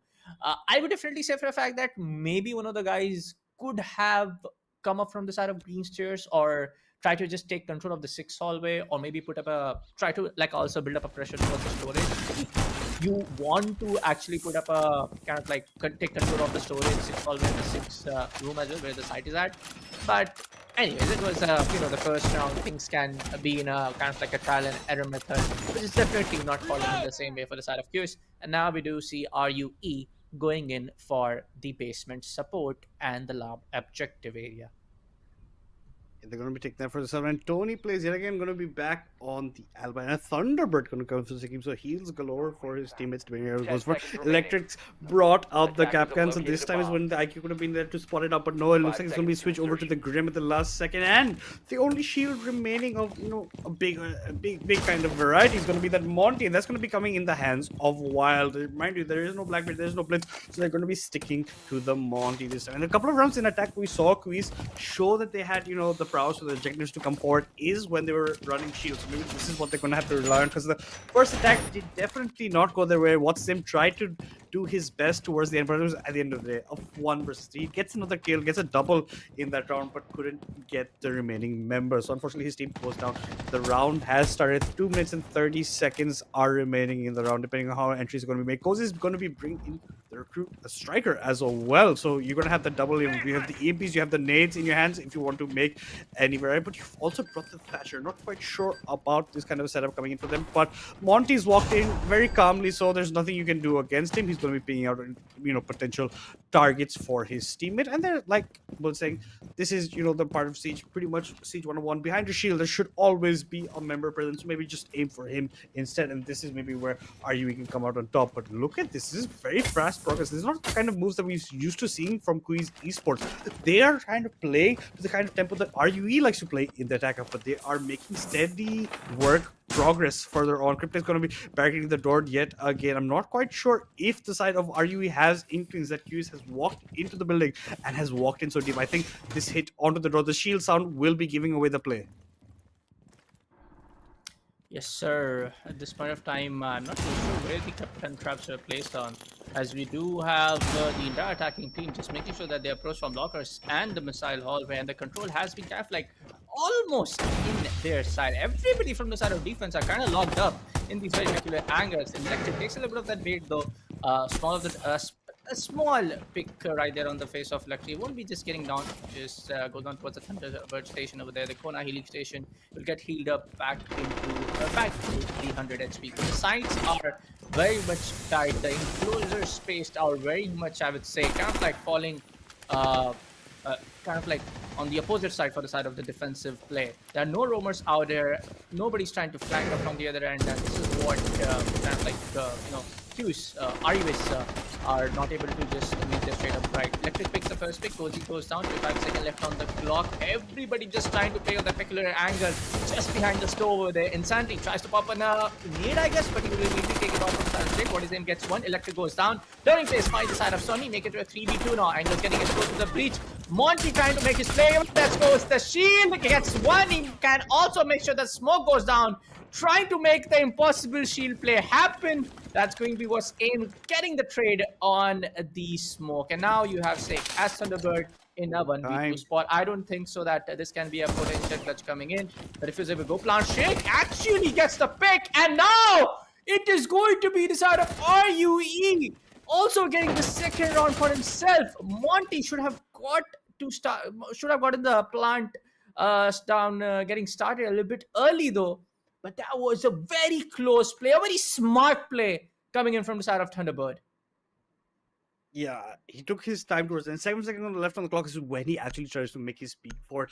Catches the Monty's teammate off guard, gets the kill onto him. Monty doesn't stick the plant, he gets up instead, tries to go for the trade, but unfortunately time ends up running out. In the seconds his shield was de-shielding over the de-equipping, so his pistol can come out, and unfortunately for him it's going to be KUIS going back again. This time it looked like they had the advantage, they got the picks. So the Monty made hero plays as well, gets down a lot of members, uses the shield to effectiveness, gets the alibi, gets 20 plays out of the round more importantly, but even Cryptic Fate could not do much towards the end. But it's Sekip on that Thunderbird coming in clutch, getting a second round from RUE, and they're continuing that momentum of map 1 completely directly into map 2. They are not stopping whatsoever. Venom has actually picked up the Scopus for himself. A lot of creative plays can be made with this operator. Sekip's going to be sticking to the Thunderbird. We have Electric yet again on the Capcan, and this time a switch over. Tony Place is going to be playing Electric. He's going to be playing his Bandit for himself, and for now KUIS was making good entries early on, but the tempo slowed down quite significantly. That's why the time ran out towards the end of the round. Yep, I would say it was a little bit of that, don't get me wrong, an over-aggression coming in from that one. I guess that was Thatcher in the end. Yeah, that was Thatcher. What same? I guess he was playing in, yeah, he was playing as Thatcher in the second round as well. So might not have just been a little bit cheeky to just take a peek on the Thunderbird. He knew for a fact that he definitely didn't have the information where Thunderbird was holding the angle on, but he definitely had the information that it's going to be a 1v2 man advantage coming in from his side. He would have just like taken a decision to play on that post plant scenario, but this is where kind of like the siege mentality gets in the play. That what exactly your decision making process looks like in these very tactical and very hot, tense situations. But right now, folks, as the objective side is going to be on the first floor, not exactly the middle floor, I want to call it out, because you have the roof as well in this game. But no, Insanity gets the first pick, and Electric goes down.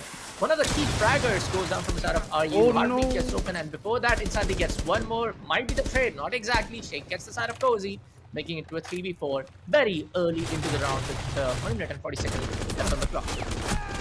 Oh, another what? pickup coming on to Cryptic Fake. That's what's aim going to be making out for himself. And Totems actually had gone for the bandit trick. That's what he ended up going down to. He got knocked down by the thermite charge, blasting open into his face. And in a matter of seconds, complete turnaround. KUIS in the driving seat. 4:2 members available. Sekib and Venom, a mountain to climb. Venom's already putting one step forward onto that man. Gets the first kill onto what's aim. Now looking to make his own rotation, make the change in position for himself. But look at Sekib. He's crawling into the hallway. Gonna catch out off guard onto Sunny, and Venom's also going to catch onto Insanity as well. Only Wild remains, only the Thermite with himself, and that mountain to climb has been climbed by RUE.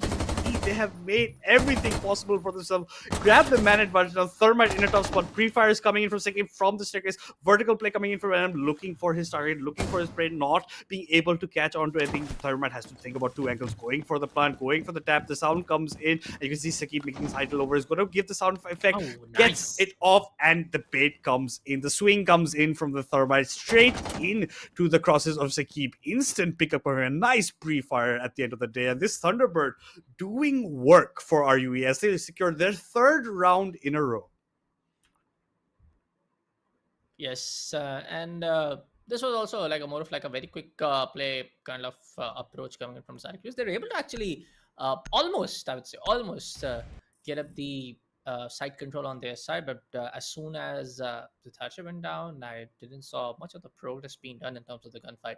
It's also not exactly about the gunfight this time around. It I would say for the third round, I will give it up to the side of RUE, because even though one of the top fraggers, Electric, went down, the entire round state, from my opinion, I thought for a second that will be kind of like changed up, and KUIS will be the team to take down the side of RUE. They might get their very first round victory up in round number 3, but that was not exactly the case. We did saw Cryptic and Sake Deem stepping up to pave the gap for the side of Electric in terms of taking those frag numbers from their team. But right now, folks, as we will be stepping into round number 4, and I guess this is going to be another second floor. Yeah, it's going to be the second floor objective getting picked up, which is again going to be the side of Master and the Rainbow 6 room, which according to the lore, if I'm not wrong, chat, please correct me if I am, this is the master plan room for the insane villain that you have in this game. That is, of course, the side of Demas. Could be very possibly so. And Fenrir is going to be setting up things better, but actually going to be changing up. So you have a Fenrir, you have the Valkyrie available. Don't even switch over to Jaeger instead. So no 3-speed operators coming from RUE that we tend to see a vision of them getting for themselves. And the Bravo switch over from Sunny maybe at the last minute. That's exactly what's going to happen. Cozy is going to come with the 2H. Going to be looking to take some devices. And if Fenrirs get hacked by this Bravo drone, this could be spelling disaster for RUE. They have to be a bit careful about it. Insanity is going to be yet again running the Thermite, running that support. What's aim again on the Thatcher. But the change inside is the main priority. The complete rotation has been done by RUE. They're going to come back yet again to the top floor. And the secondary bands that had come in were that Monty, were that the Bandit. So now, at least this time, he's not going to get Bandit. Insanity doesn't have to worry about that whatsoever. The Kite's been banned out, the Bandit's been banned out, so he can go for it very easily for himself. In terms of now, all shields being banned out by RUE, they just don't want to deal with shields. Without shields, they think they can do a lot, and that means, and that does show, because in the bottom side, KUIS had their prowess for themselves where they come in. This is Monty that ended up being the play, and this time the doors will be open. Sunny actually gets the kill on Tony. Tony not expecting. Cozy gets another onto Cryptic in a matter of seconds. 2 members down from the side of RUE, and it looks like KUIS is looking to notch their first here for themselves in terms of round in map number 2. They're looking for even more picks. Not going to be walking in. You can hear the heals coming in, but no.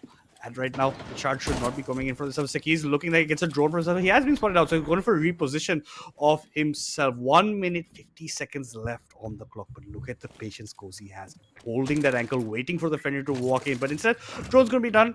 That's the due diligence being paid over there. You're going to have to, drone out, get the positions for yourself, especially with the man advantage. 5 versus 4 against 2, short range SMGs, depending on how you go for the MP7. And Hands of Electric can do a lot. Venom, we've known to show time and time again what he can do. And that's exactly exactly what he's gonna do. The C4 from downtown gets the kill onto Cozy, trying to reduce some of those numbers, at least makes it a 3 versus 4 for the side of RUE. That's the Twitch Eliminator, but most of his job was already done.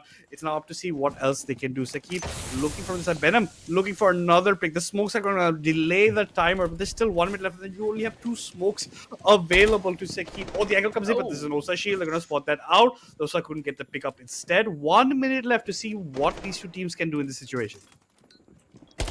Love the patience gameplay coming in from the side of KUIS, but not gonna happen more. Bedam gets the first pick, Foxy gets the second. Why is everybody pushing from the same angle? Dude! Vertical play happens, but that was something else. Coney gets one, Sony gets a double, Shake goes down, 1v2 now. And now it's going to be Electric left out as a Fenrir. Possibly those Dreadnought mines can actually help him out though, but not exactly the same. The diffuse is about to get planted down in the same corner, in the default plan stage. He gets the information on the hallway, possibly goes for the free fire. Damage gets taken though. Sony is on 50% HP, he doesn't have any C4, and that's a problem with Fenrir. His Dreadnought mines are way too superior, but you don't have any secondary utility to play with. Gets the first pick. Possibly looking for another pre-fire. He has to make the play happen in the next 10 seconds, or he will not have the time to go for the defuse. Trying to fake it, counter defuse is on, goes for the second fake. He's trying to stick it out there this time. He gets the third fake. He actually makes him to push. He gets the pick. A clutch coming in from the side of Electric as Fender. And this is why you actually say that sometimes around pros needs to fake.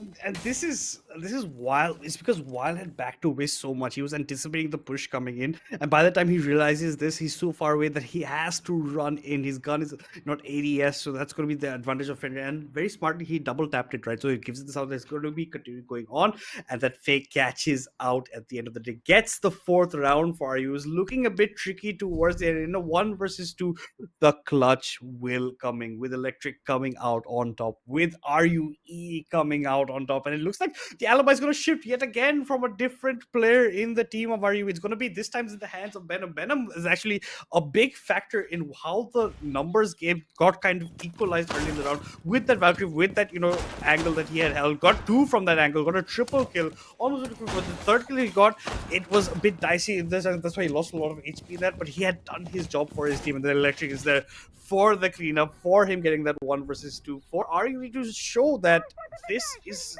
their game, this is their world, and KUIS is just living in it right now. Yeah, don't get me wrong, folks. That second, that again, the last one was something which was kind of like 10 seconds left. given away to the side of RUE, but I don't know how to 5 seconds left. make the entire thing look presentable, because KUIS got that entire plant in a very, very I would not like to say methodical, but in a very skeptical way, to be frankly speaking. The time was kind of like just 25 seconds or 30 seconds. Honestly, apologies, that 15 seconds left on the clock. Before that, we did saw everybody just trying to push down from the same default heartbeats that they opened up, and 2 kills were just being kind of like given away from the start of when I was playing in with Valkyrie. So there we go. Cozy decides to make an entry. Tony goes down. Shake gets the pick on Cozy. A trade is something exactly perfectly being done from both sides as the starting of the round number 5 looks like. Trying to pick up an entry from the side of the docks area. But right now, it's really good to see KUIS making sure that the trade goes very well into their favor as well.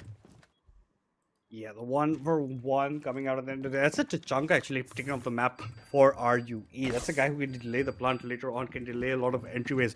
So that's been taken off the board is going to be very helpful for them. And it's a strike on the other hand from the side of KUIS Esports, right? So now that double nade, the double EMPs won't be coming in. I don't think we have, actually we do have EMPs in the hands of what is aimed on that Grim, and the Grim gadget is going to be deployed. The bees are going to do their job, going to secure some space for themselves. And now you can see Sandy shouldn't creep in. Has to be careful because he is the only hard breach, honestly, for his team. Sakib, for his trade, did actually end up taking quite a beating, almost at the 50 HP mark for himself. Venom should be also be looking for these roams and this angle. Sakib, if he comes out clutch, could be huge for his team. The free fire is coming in, not going to connect. Instead, Sakib ends up taking a couple of bullets to the knees at the end of the day. The breach will be coming out. You can't deny it. There is no electric. There is nothing you can do. The breach has been opened up. 1 minute, 20 seconds left for KUIS Esports to make their mark in map number 2. Because as of yet, it has fallen a bit shallow. The shotgun just around the corner. This might be Wild walking into something he doesn't want to. The Bravo drone spots out at the last second. Not going to take any chances. Cryptic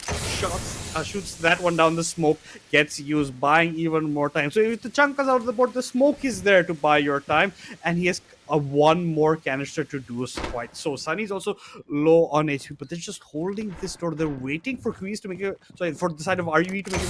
KUIS trying to run in, and the last smoke canister has been used. The last bit of delay that RUE can look for has been burnt through, and now you can see the barbed wire actually placed at a very late part of the game. Interesting play coming in from Cryptic Fit. Now Drone looking for the peak, goes for the swing. Unfortunately, Insanity was absolutely ready, but Insanity was not ready for the second man. Just gonna, thank God, Tracy, that he was not picked up. In the meantime, Venom gets the kill onto Wild. It's a 3 versus 3, and that's Venom on the elevator. That is still alive. Grim trying to, zone out areas, trying to zone out the opponents. Electric gets another kill onto Sunny. It's a 3 versus 2. The plant's going down from what is in, but can he be covered? He's getting a couple of bullets. Insanity gets the return frag onto Electric. Triple kill comes in, and Insanity gets a last one as well. So that is the Thermite coming in clutch, but not enough because the plant was interrupted. The Grim ends up going down. He had gone for the first plant, didn't trust his teammate the first time. He catched a couple of stray bullets, got up from the plant, and that's why plant did not go through. The second time, not so lucky. Anyway, low on HP. Anyway, gets taken down, and that's RUE just scraping by. But does it even matter? They are 5 rounds. We're 5 rounds into map 2, and all 5 rounds have gone over to RUE. I'm not really sure how they got the information on the Grim planting on the exact spot, because that is not a default plant on the stove right here. But I guess they had a Valkyrie in the last round, if I'm not wrong. No, I guess they didn't. Probably that was a bulletproof camera from someone from the side of defending team was placed up in one of those corners. But we'll find about that, folks, because that was a pre-fire was not expected in that specific angle. But anyways, of course, that is something that we will get to know about pretty soon, though, because again, this is round number 6. It is 5-0 now. RU are still in the driving seat at the moment. Hey, not really sure about the driving speed, but they are definitely making sure that they are the first team to cross the finish line, because the first map has already been taken care of from the side of RUE. Their scoreline of 7-3, and as you know, folks, 7-3 is a very, very dominating map play coming in terms of the overall score on the first map, which was against the side of Clubhouse. As KUIS has picked up this map on their own map pick to play up on. Again, this is not exactly the scoreline which you want to see in someone's own map pick, but we have seen much more, I would say, better plays compared to what we saw from the side of KUIS in the very first game. Yes, their entry is something that is really good. Of course, the trade game is absolutely done on point.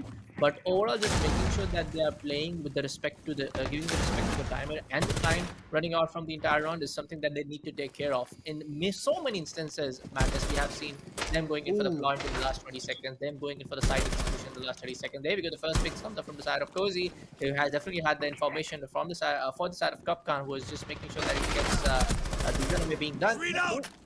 Almost a cheeky play from both sides. Now they have the information on Warden. Then you have also possibly Electric coming in for the flank, but Shake gets the first pick on Koji, and now making it to a 4-4. Oh, a pre-fire comes up. Nah, Sony will make sure that it goes down. Back-to-back picks coming in from KUIS, though, and this time around, KUIS is definitely not going to forgive anybody from the side of RU, and with back-to-back picks, and now it is going to be a 1v4 for the side of KUIS. Oh, make it a 1v3, make it a 3v none, because the perfect defense have for RUE's hopes have been dashed by KUIS Esports as they pick up their first round of map number 2, albeit at a very later stage in the map. But I think they'll take a 1-5 over 0-6 any day. They're going to be happy at least they get this round, and they did a pretty good job, right? At the end, it was a 1 versus 4, so they made quick work. The entry coming in at a very fast pace. Cozy picking up a couple of kills for himself, was doing quite comfortably. And now we see the bans coming in as the halftime has been reached. It's going to be the Kite, the Ace, and the usual shenanigans being taken completely out of it. As of yet, no shields actually getting banned. I'm expecting the side of QEs to maybe ban out another shield, or are they expecting RUE not to just play with that? That could be something that could be playing on their minds, and it looks to be exactly like as both electrics taken out from RUE and 2 hard breachers taking out from the side, from the side of RUE, and two both electrics taken from the side of QEs. So we're going to see, hard breacher electric battles coming up time and time again, but the shields have been left open, and that's exactly what Venom's going to pounce on. He's going to be picking up the blitz for himself, and a Flores, an operator we haven't seen make an appearance as of yet in semi-final number 1, will be making his mark if no further changes occur. And more importantly, Amira shall be brought out from the side of KUIS Esports as they make their way over into the second half. They have a pretty big hill to climb. It's nothing short of a miracle. They have to make up, given the form that RUE has presented, and we know how aggressive RUE can be in their attacking half. Let's see, man. At this point of time, QS is now being in the defense. I mean, we have seen QS actually putting up some good effort in the very first map as well. Those 2 rounds, we did saw them winning in the defense only. So might be in the first map of Clubhouse. But again, both perspectives comes out. It's their own map pick. Maybe they might play better in the second half. And I have said that many times since the beginning of the broadcast. Layer is that one of the maps for the defensive team to play in a very methodical and a very creative way, especially in this game of the entire competitive play. And actually, you take a look at the operator pick side. We have Ella. Ella will make sure that they get up the first intel if anyone is trying to push on to some of the very unusual angles if those Grismod mines are placed up in the right sides. Then you have the Mira, of course, the usual play. Then you have Azami combined with the Suya gate coming in from the side of Cozy's operator. So Aruni.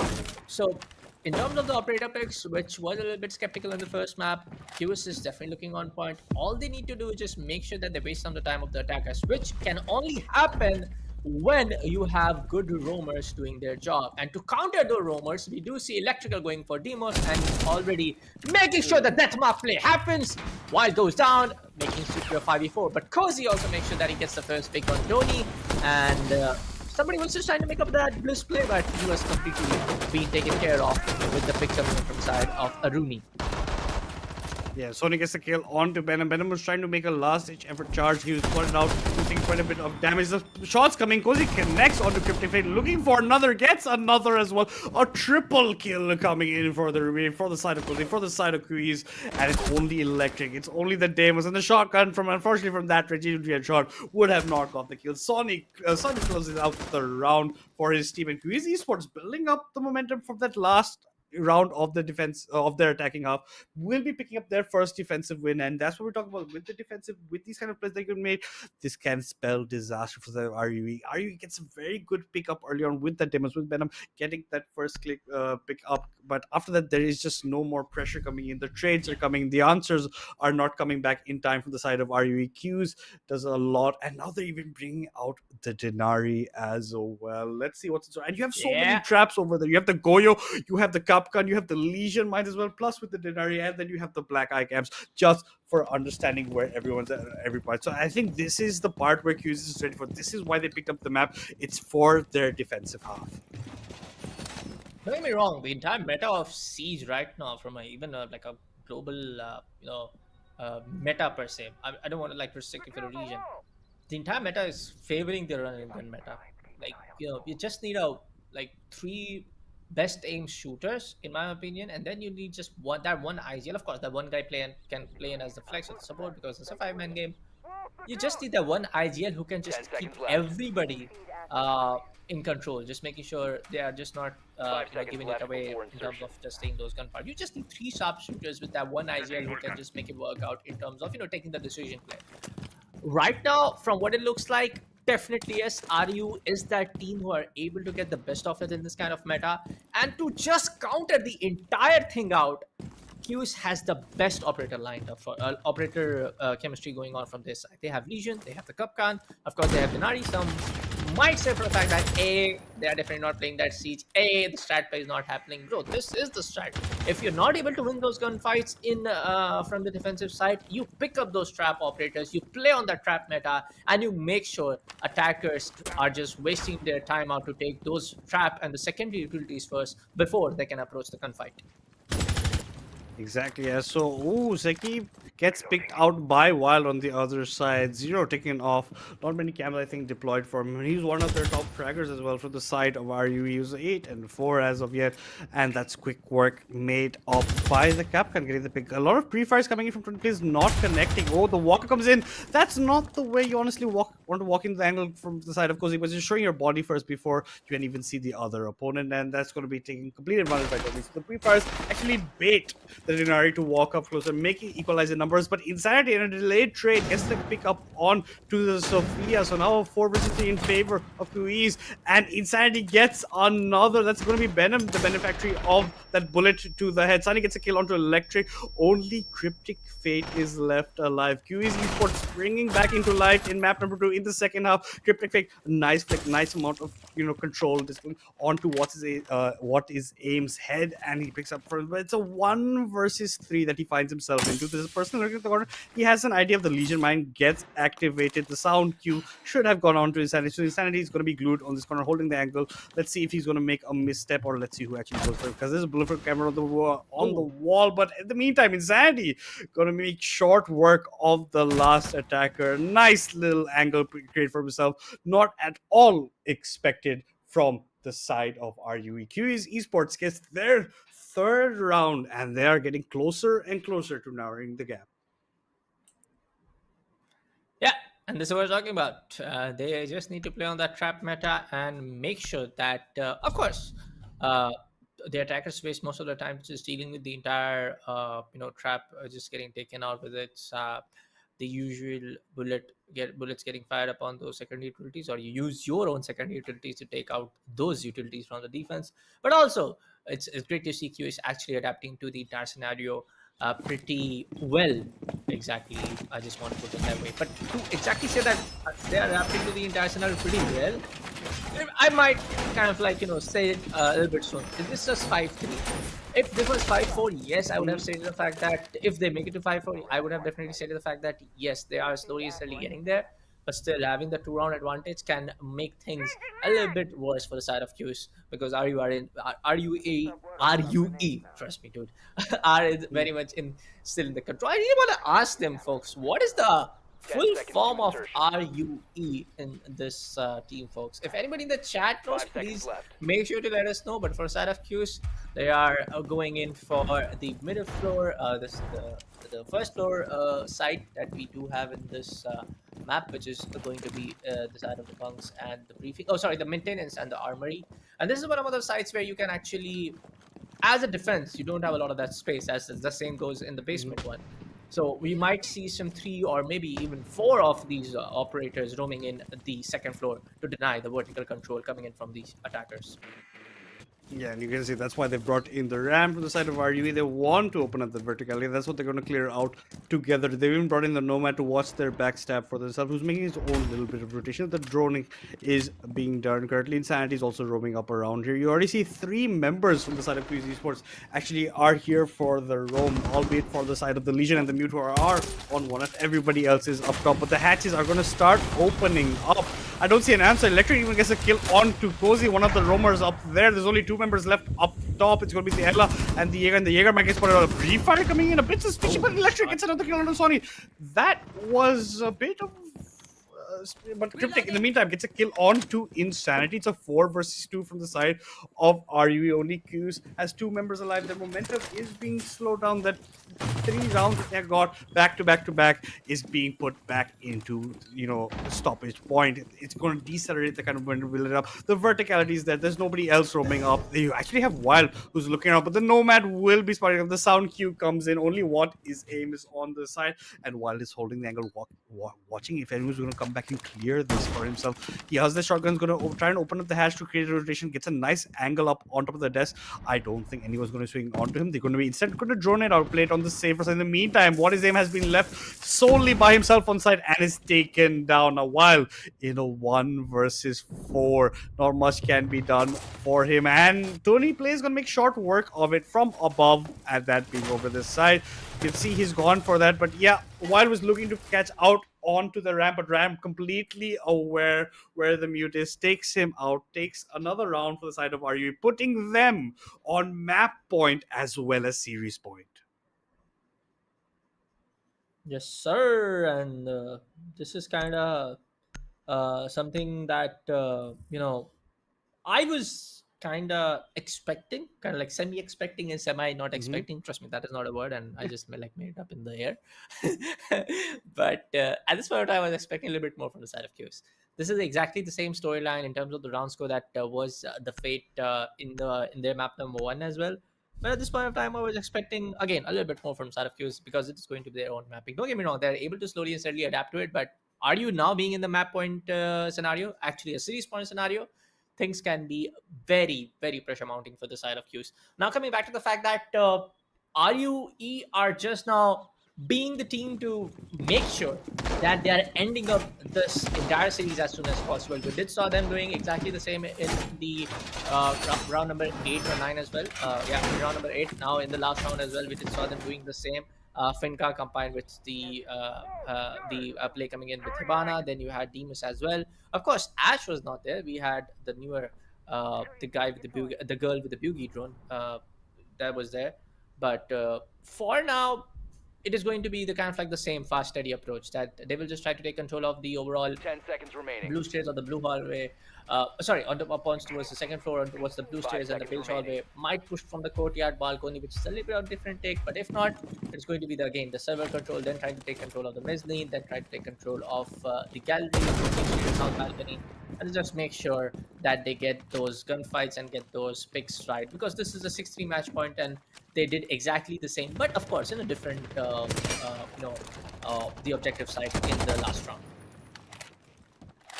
Yeah. Okay. And heading into this is Cozy getting a nice first kill from the spawn peak onto Tony Plays. That's going to be the Finca down and out for the count at least for round number 10. And now only default cams are going to go down. But this is Cozy. This is what Cozy loves to do on this Arumi. He likes to take those long range fights, tries to get those. He even had 3 first bloods in map number 1 for them. So he's kind of their side's entry factor and trying to get, kind of that man advantage for themselves. But now the drones will come in. Now you're going to do this for the side of RUE. You still have your breacher. You still have your blitz available to yourself. The Twitch should be looking to, zap around, try and open up some of these mirrors. There's not even a mute to stop it down. But in the meantime, Venom's taking quite a bit of damage. Cozy gets another. Cozy gets a third. Insanity. Nice. Rounding it down. And only Sakib is left alive from the side of RUE. And in a minute, in a couple of seconds, 4 members down and out for the count for the side of RUE. Only Tony Plays was actually the member who got out earlier on.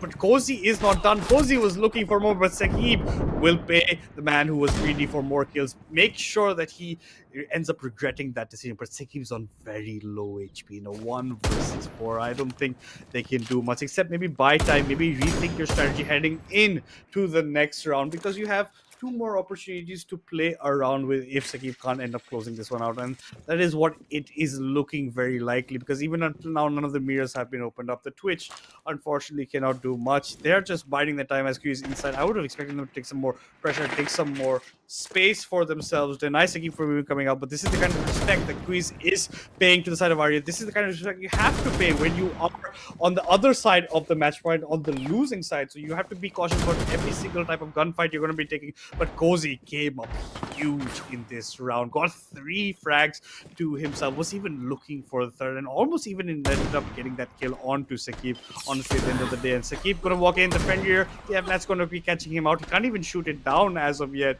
He's playing a bit blindly. He's still kind of looking for it, and the C4 is prepped in the hands of Wild. He's not going to end up picking up. So has to use actually the Twitch drone at the end of the day to get the Sakib with the pre-fires, but you're low HP. You usually don't end up winning on this side. Actually gets the knock onto Sunny as he's jumping down, trying to vault over that railing. He falls down as a downed body over there. No one's even looking to pick him. Instead, they're trying to close out the round from the side of Keys. The shotgun is ready, but before that, what is aim will strike, and what is aim will strike, rightfully so, onto Sakib. Sakib down out for the count, and now 4 rounds to the name of the side of Keys. They are trying to put some fight back in. This is still match point for RUE, still series point for them.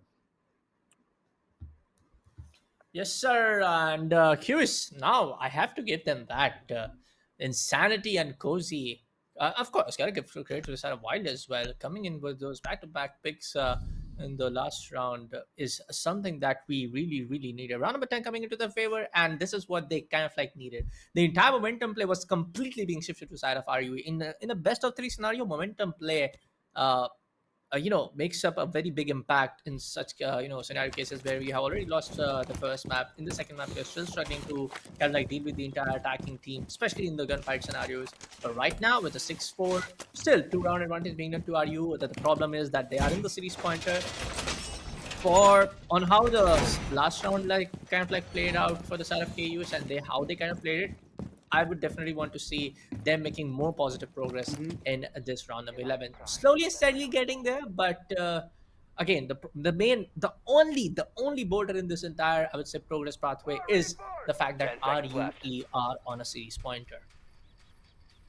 Yeah, that's a big 5 fight coming seconds in, remaining. and we've gone back down to the basement from the side of KUIS Esports. We have a Attackers Mossy objective actually going to be to making locate an a bomb appearance, and trying to get defuse some drones for himself.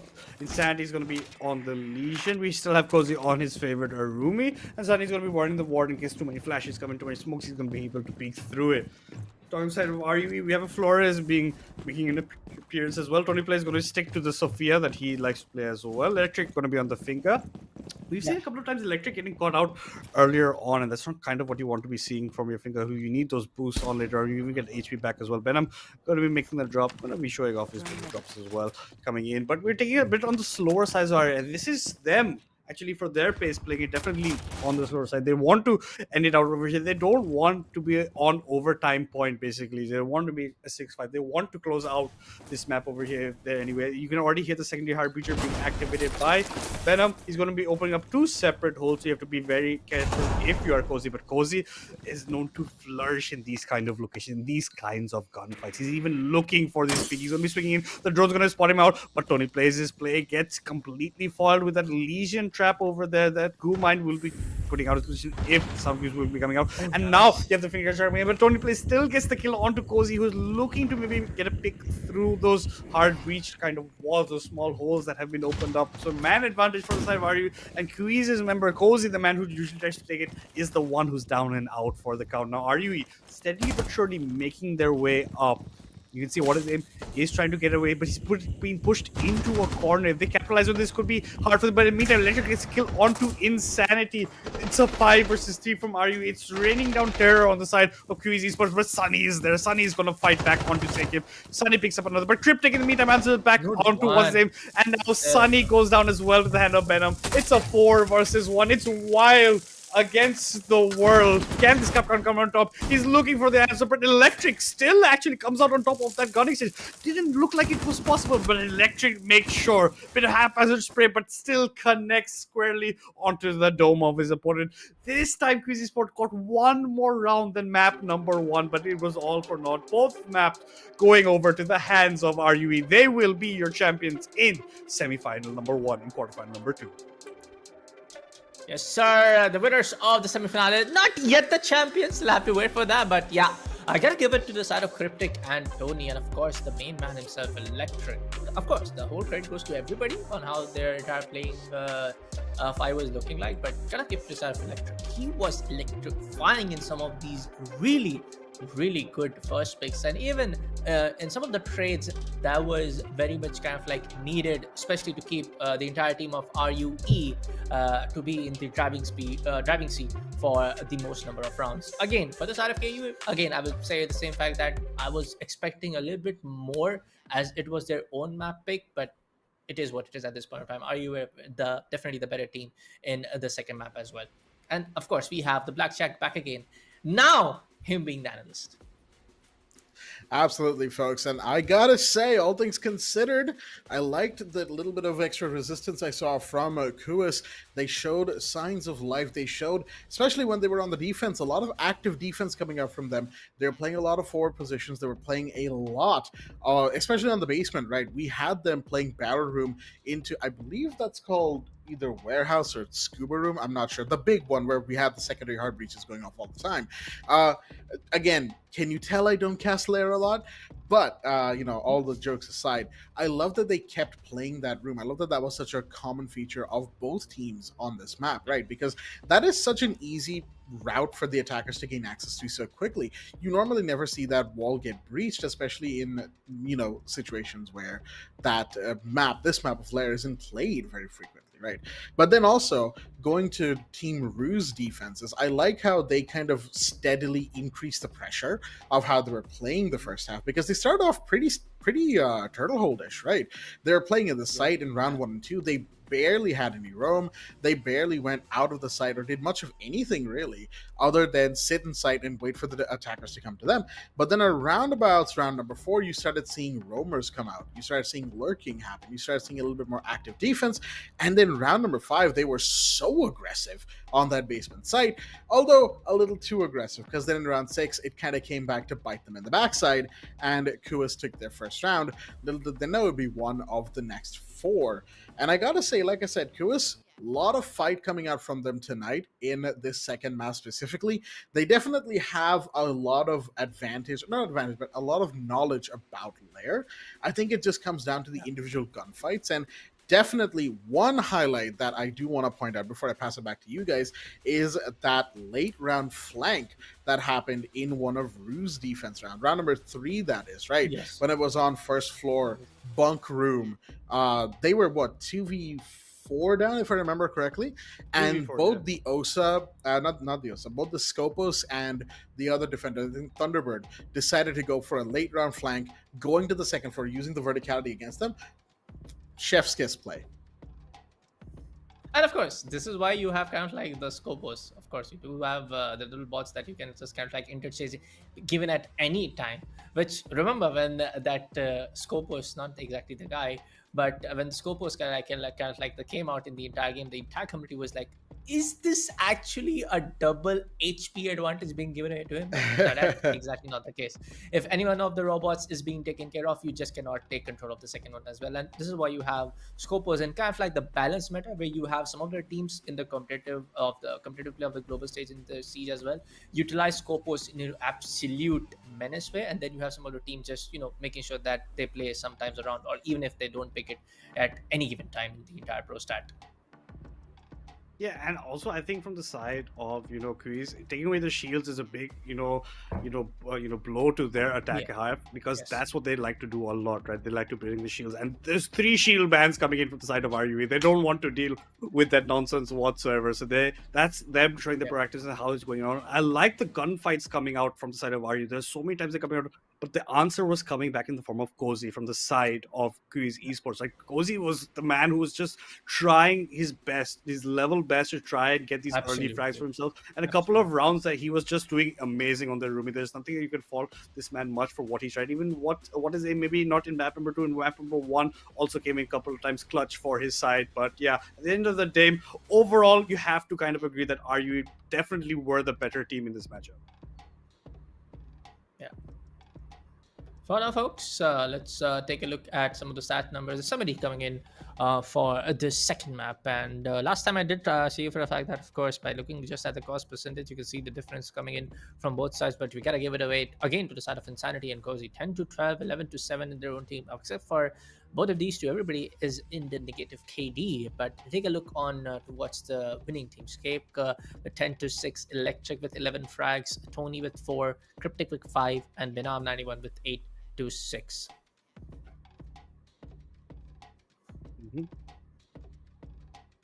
And that's a lot coming in for them. And this time it's Sakib actually the one, Sakib and Electric, the guys who are slightly lower on the kill marks, maybe in map number 1, who came in and put in a performance in map number 2. So that's just showing you the balance of their team. With a couple of members coming down, the other members are going to be picking it up. But on the side, talking about KUIS, right? This is what I'm talking about. Cozy, he's the man trying so desperately for these earlier fights.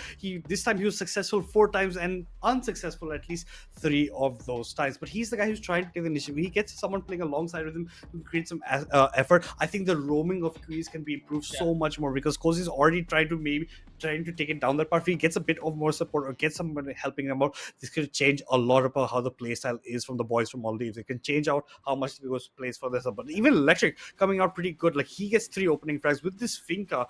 Every time you see him, he's just spamming away with the bullets, and it still ends up hitting the heads of his opponents. Yeah, and I think to that end, going back to Cozy here, the 4-3 entry, a lot of that did also happen in the second half, specifically playing the Mhm. Aruni in second floor, right? That balcony entry doorway was pretty much his domain. You could not get past Cozy, like, at all. No matter how hard Rue tried, or Rue tried. Oh, that's a tongue twister. But no matter how hard they tried, they just could not get through it, right?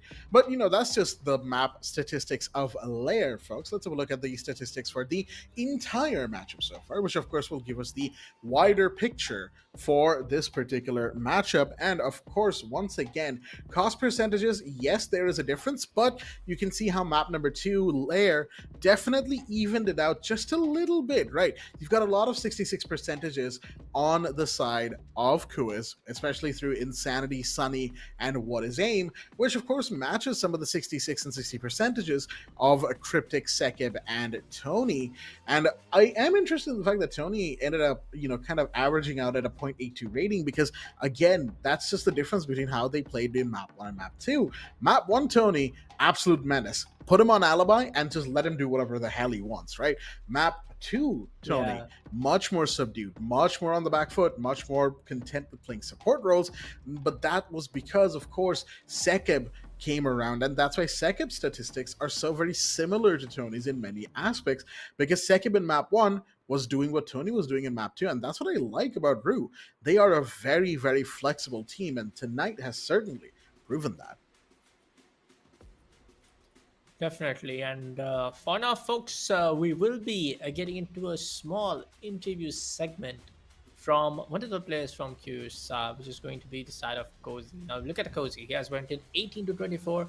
I would say definitely a decent kind of like the frag picks coming in, as of course he was the guy playing a little bit of the flex and the support role, but also talking about some of the other guys, Cryptic and Bana from the other team as well. They were absolutely making sure that they are the guys who are getting those elimination numbers in the very first game, very first map as well, which happened on the clubhouse. So I would say an overall it was a decent game, but again, I was expecting a little bit more from the side of Qs. Even Qs though right now they've been knocked out, but they're gonna have maybe another advantage later on against playoffs, because in the playoffs against the same team, because manager guys, these are all four teams that are qualified. Semifinal 1, Semifinal 2, all four of these teams have qualified, and Qs will also be playing that third, fourth space, maybe off stream albeit, but they're still going to need even more practice heading into playoffs, because for the disadvantage for the people in qualifier number 2, right, is that as soon as qualifier number 2 ends, that's exactly when the playoffs begin. But qualifier 1, people had a couple of days in between, they had their break, they had time to even get some more practicing, knowing that they are there already for the stage, they know what is going to, and they're going to have the leeway of actually just sitting back and chilling and watching these matches, understanding some of the strats of their opponent teams and what is to be expected playing against them in the playoffs. And kind of going also, on like, from that, right? Yeah. Yeah, please. Yeah, Please. that's the thing about having 3 people on the desk, folks. Sometimes it gets a little bit overlappish. But just to add to that point, right? Of course, hey, let's not. But with that said, just the fact that, third, fourth place won't really matter to whatever team goes and plays that match, right? It is all about the playoffs. You get the seeding, you don't get the seeding. The fact that you are in the playoffs will already have been a big relief for all of these teams that are playing playoffs 1 and 2. But this is where, kind of experience and practice come into play, right? We've seen upsets happen before. We've seen newer teams take down the old names and the old guard. It is not unheard of. But the new teams have always had one thing in common. They put in the time and they put in the effort. Technically, that's 2 things. I know someone's typing in the chat. Stop it. But, going past all the jokes, I will certainly say that if they put in the time, I can certainly see Team RUE maybe even potentially going head to head with some of the bigger teams like Team Uwu or what have you. Who knows? Hasib Warriors might have a new rival upcoming in one of these teams in this top 4. It really just depends on that. Though I will say, as we kind of prepare to have one of the members of Team KUIS here, KUIS Esports, I'll bounce it back to you guys here because I don't think I'm supposed to be here for that. Kind of closing thoughts on map number 2 and kind of this match as a whole. I think Uh, as a whole, this match was pretty well played from the side of RUE. Bullet definitely has seen quite a few plays yeah. coming in over here. Bullet, what do you think that maybe KUIS can work on to improve against in this kind of a matchup? For his RFQs, the entire defensive was not exactly in the well placed scenario Oof. in the first half of this one as well, in terms of the second one as well. But for the for the other side is when they were trying to attack be on the attacking side, they were kind of like a little bit better on what were they able to do on their defensive side. But overall, when it comes on the map of layer, their defensive play should be a little bit more creative, despite the fact that yes, you were definitely going in for those trap meta and whatnot. But in terms of also just making sure that you have always have kind of like two or the three guys who can just like Blackjack pointed out, number three or number four, there were two guys who was just like trying to make it the flank play. One guy was playing a scopos and one guy was just another operator in the game. They were trying to make the flank play, and that is when the QS were able to get that one round victory in their side. They just kind of like find those creative ways every time around on how they can turn things around in their own favor. Just be a little bit more creative. Just your overall presence of mind inside the game, inside those very tactical and very cheeky scenarios should be on point. Especially the communication play was something like, of course, in game number one when I was watching from sidelines. Don't get me wrong, in their attacking play, their defense and overall entire map looked like they were not communicating at all, especially after the round four Mhm. clutch happened from other side. So overall, yes, communication can be a little bit more smooth and worked upon from their team, but overall it is what it is. They still have the chance to make up their own game. But for now, folks, we have kind of like got the information that Cozy was joining in. But from the side of QS, it will be the one and only one of the popular faces that I know, Insanity, will be joining in for the post match interview. Okay. Well, actually, correction to that. It's going to be Cozy. Looks like might be having a little bit of trouble getting them on the production software. It tends to happen. They are players after all. Their main experience is in the game, not with stuff like this. That's where we come in, right? That's where the producers come in. We need to know this stuff so that all of you at home. Actually, my camera's over here. I keep pointing this way because my old camera with the setup used to be over there, but right now I have it over here. So I keep like instinctively pointing over there instead. It's driving me nuts. But jokes aside, that's kind of the thing, right? Viewers at home, of course, don't have to worry about any of this. But every now and again, we like to get technical on South Asian seed streams because viewers deserve to know what's going on. Why are certain things delayed, or why are certain things the way they are? When you've casted Always this need to region for like 5 years, exactly. When you've casted this region for 5 years, you kind of pick up on certain habits, and they don't really go away. I'll tell you that much. Am I saying that I am that annoying friend who explains everything in real life? No, I'm not. But I've certainly had moments like that. But with that said, that interview segment is certainly going to be very, very interesting indeed. But that's the other thing about this interview specifically, and these interviews we've done in the playoffs so far, because they've been with the losing teams, right? Mostly, especially during the semifinals. During the finals itself, we have, of course, had a member from the winning team as well to kind of get their thoughts on winning and whatever have you, the standard stuff you do when you ask about finals.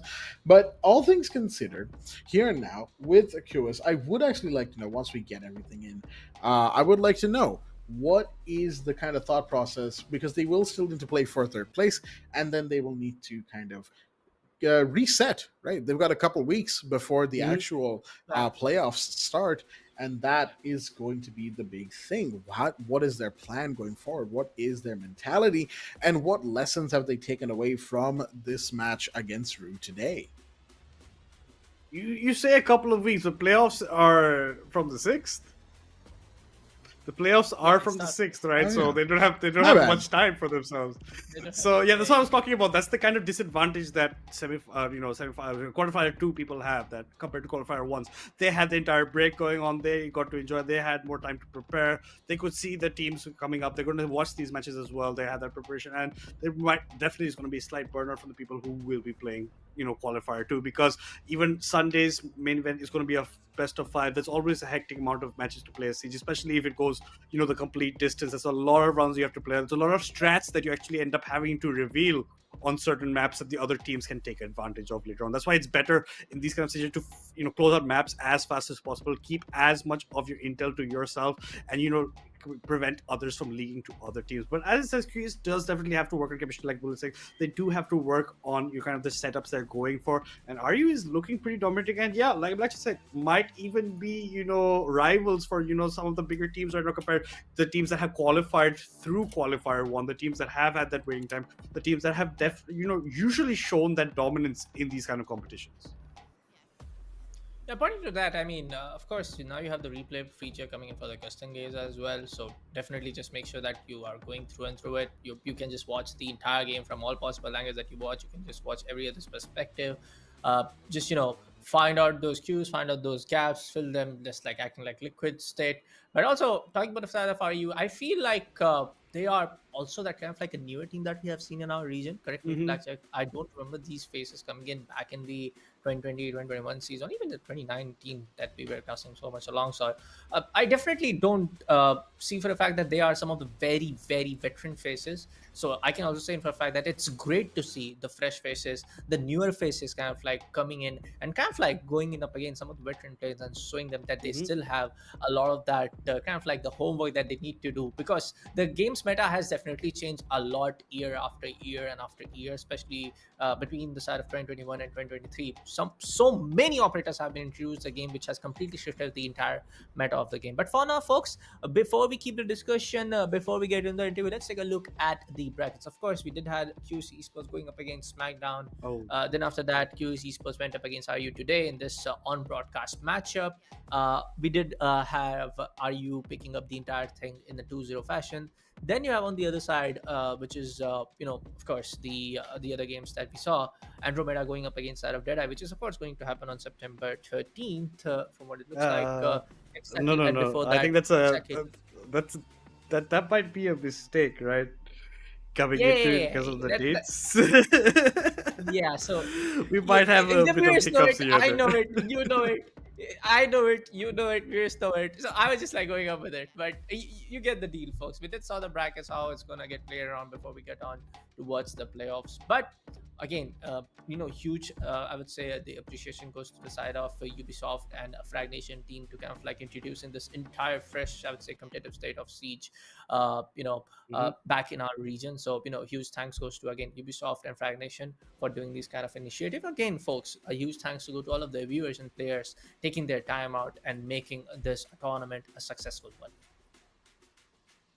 Yeah, this is definitely a shout out to them because they have done a lot of things behind the scenes. It's not hard. It's very hard, guys, for an admin to do a lot behind for us. There's so much data that you come in, especially after times you see how much data they're providing, even if there's any rehost that goes out with a glitch. But yeah, there's a lot behind the scenes that you guys usually don't get to see, that they are working very hard. So shout out to the team as well, the admin teams, the production teams, for what they're doing, even though they are kind of delaying our interview over here. But I think that's more because of the players are not ready about who's going to be coming in, because one time we had Cozy, then we had Insanity, now I think it's back to Cozy. I think they're behind the scenes are having a bit of problems, so it won't be much longer, guys, before we do get that interview. The more reason why we are doing the losers interview today is because eventually we will be doing whoever wins on Sunday, right? Because Sunday we will do whoever loses and wins on Sunday. So basically just getting an interview from the top 4 teams of Qualifier 2 of the team will be moving over to the playoffs. So this is the kind of format's going to be coming in, and it'll be fresh in their minds about the kind of loss that has happened, what kind of they want to make up on it,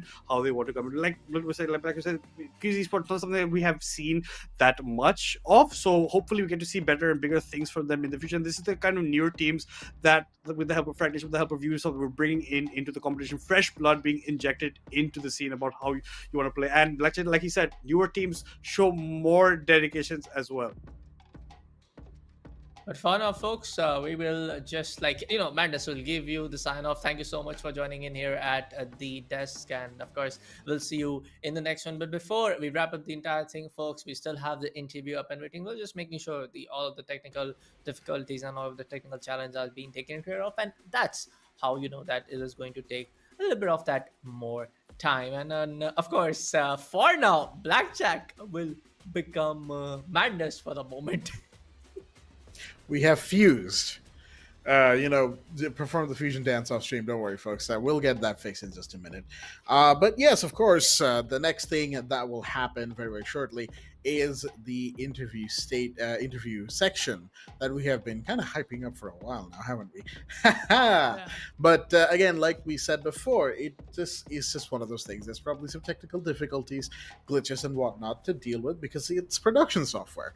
And those who have worked production before, you will know how finicky this software tends to be. If you stream, you know how finicky this software tends to be.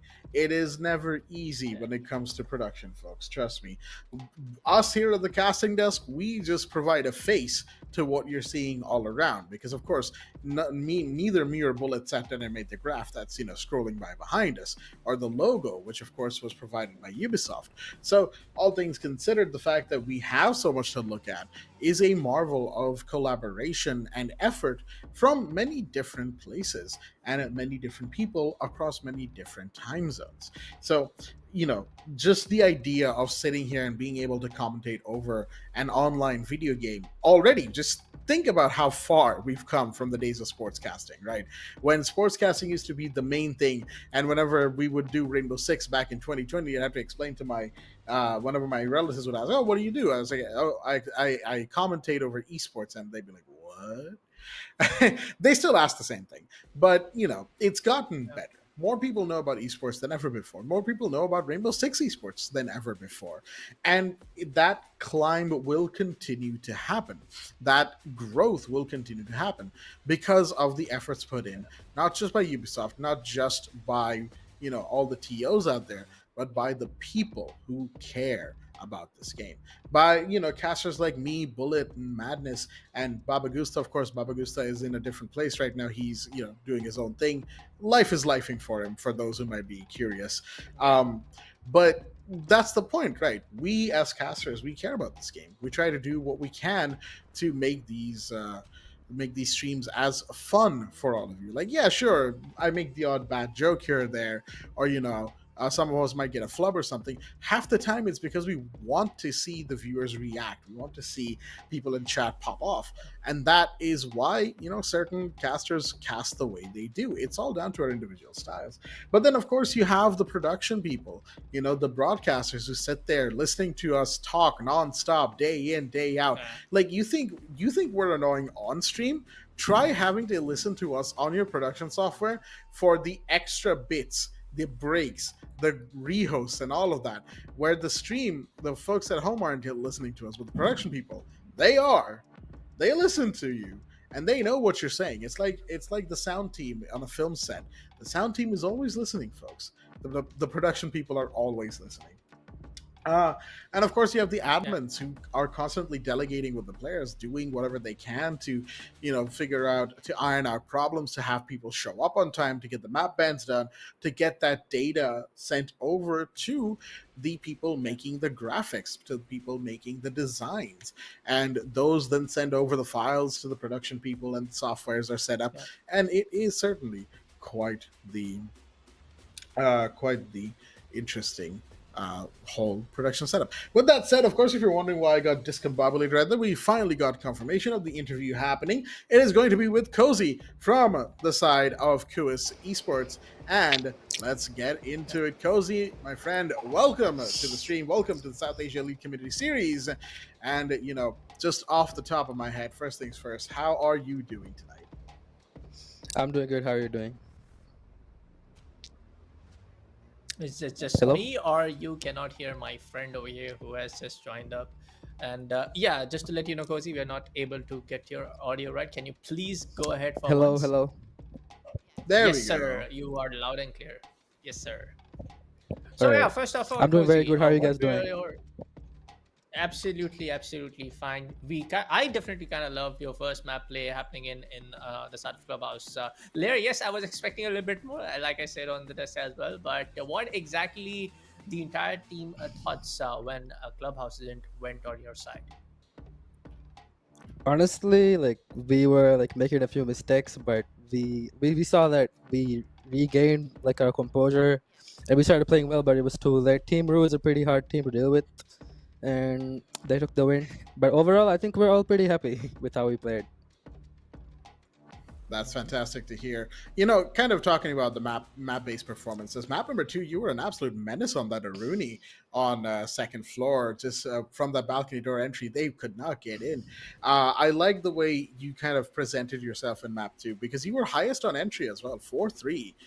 For the entry frag. So all things considered, you know, well played despite the circumstances, right? Despite the results. So kind of given the fact that you've had this loss, you're gonna have to play for third place in a couple of days.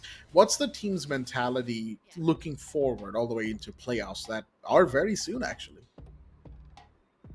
I think we all agree that we have a lot to work on as a team, but I think we like our matchup. Like I don't think there's any changes that need to be made. Like we love our whole team. There's a lot we need to work on, and that's what we will be doing. And hopefully, you guys will see a better performance in the playoffs. And when you like talk about the the playoffs, and I just also wanted to know what is your like kind of like the game plan for your entire team looking in for the playoffs, and just if your team kind of like makes it the qualifies for the APAC Cup Asia qualifier, what do you think about the difference or kind of like the impact it will bring in your kind of like overall life as well, or do you think what kind of like impact it would can bring in the overall scene of South Asia Siege as well? I think it would be very big for like our team to make it to the APAC APAC player, like to qualify for APAC, right? Because we're a team from Maldives and no other team from here has ever done it before. So it would be nice to see. And like you said, we've like it's another level. Like APAC and Ubisoft, like in Rainbow Six Siege, is another level of gameplay. It's something we need to get ready on. Yeah, that's kind of the like far off end goal that's not really that far off anymore, right? Because of course playoffs start Mhm. from the 6th, which is just a few days away. So I'm sure that the team is hard at work cooking up new strats and figuring out certain maps with the way that you guys like to play. And to that end, given the way that this tournament has panned out so far, what would you say would be kind of the biggest factor that may or may not be holding you guys back in certain circumstances? I'd say that like overall, like Frag Nation has been a very good tournament organizer. Like we have no complaints, right? But when it comes to like stuff that holds us back would be like compared to other teams, I guess we have less free time and like we have a limited amount of players, Yeah. right? Most of us like we work and stuff. We don't really get much time to practice, but I don't know. I think we can do something this time. Yeah, and any kind of like feedback again looking ahead, what do you think what can be improved in the overall how the tournament is being handled, and what do you think about the overall kind of like the tournament structure being laid out from the side of Ubisoft and Frag Nation? I think so far, like this isn't the first Frag Nation tournament that we've participated in. I think you guys are doing a really good job. There's no complaints like that, but I would say when it comes to her spectating for anything weird being done, like you know how Moss is in play, right? I would say personally there should be more steps taken. Not just in the current tournament, but in general when it comes to competitive play. I think Moss just isn't enough.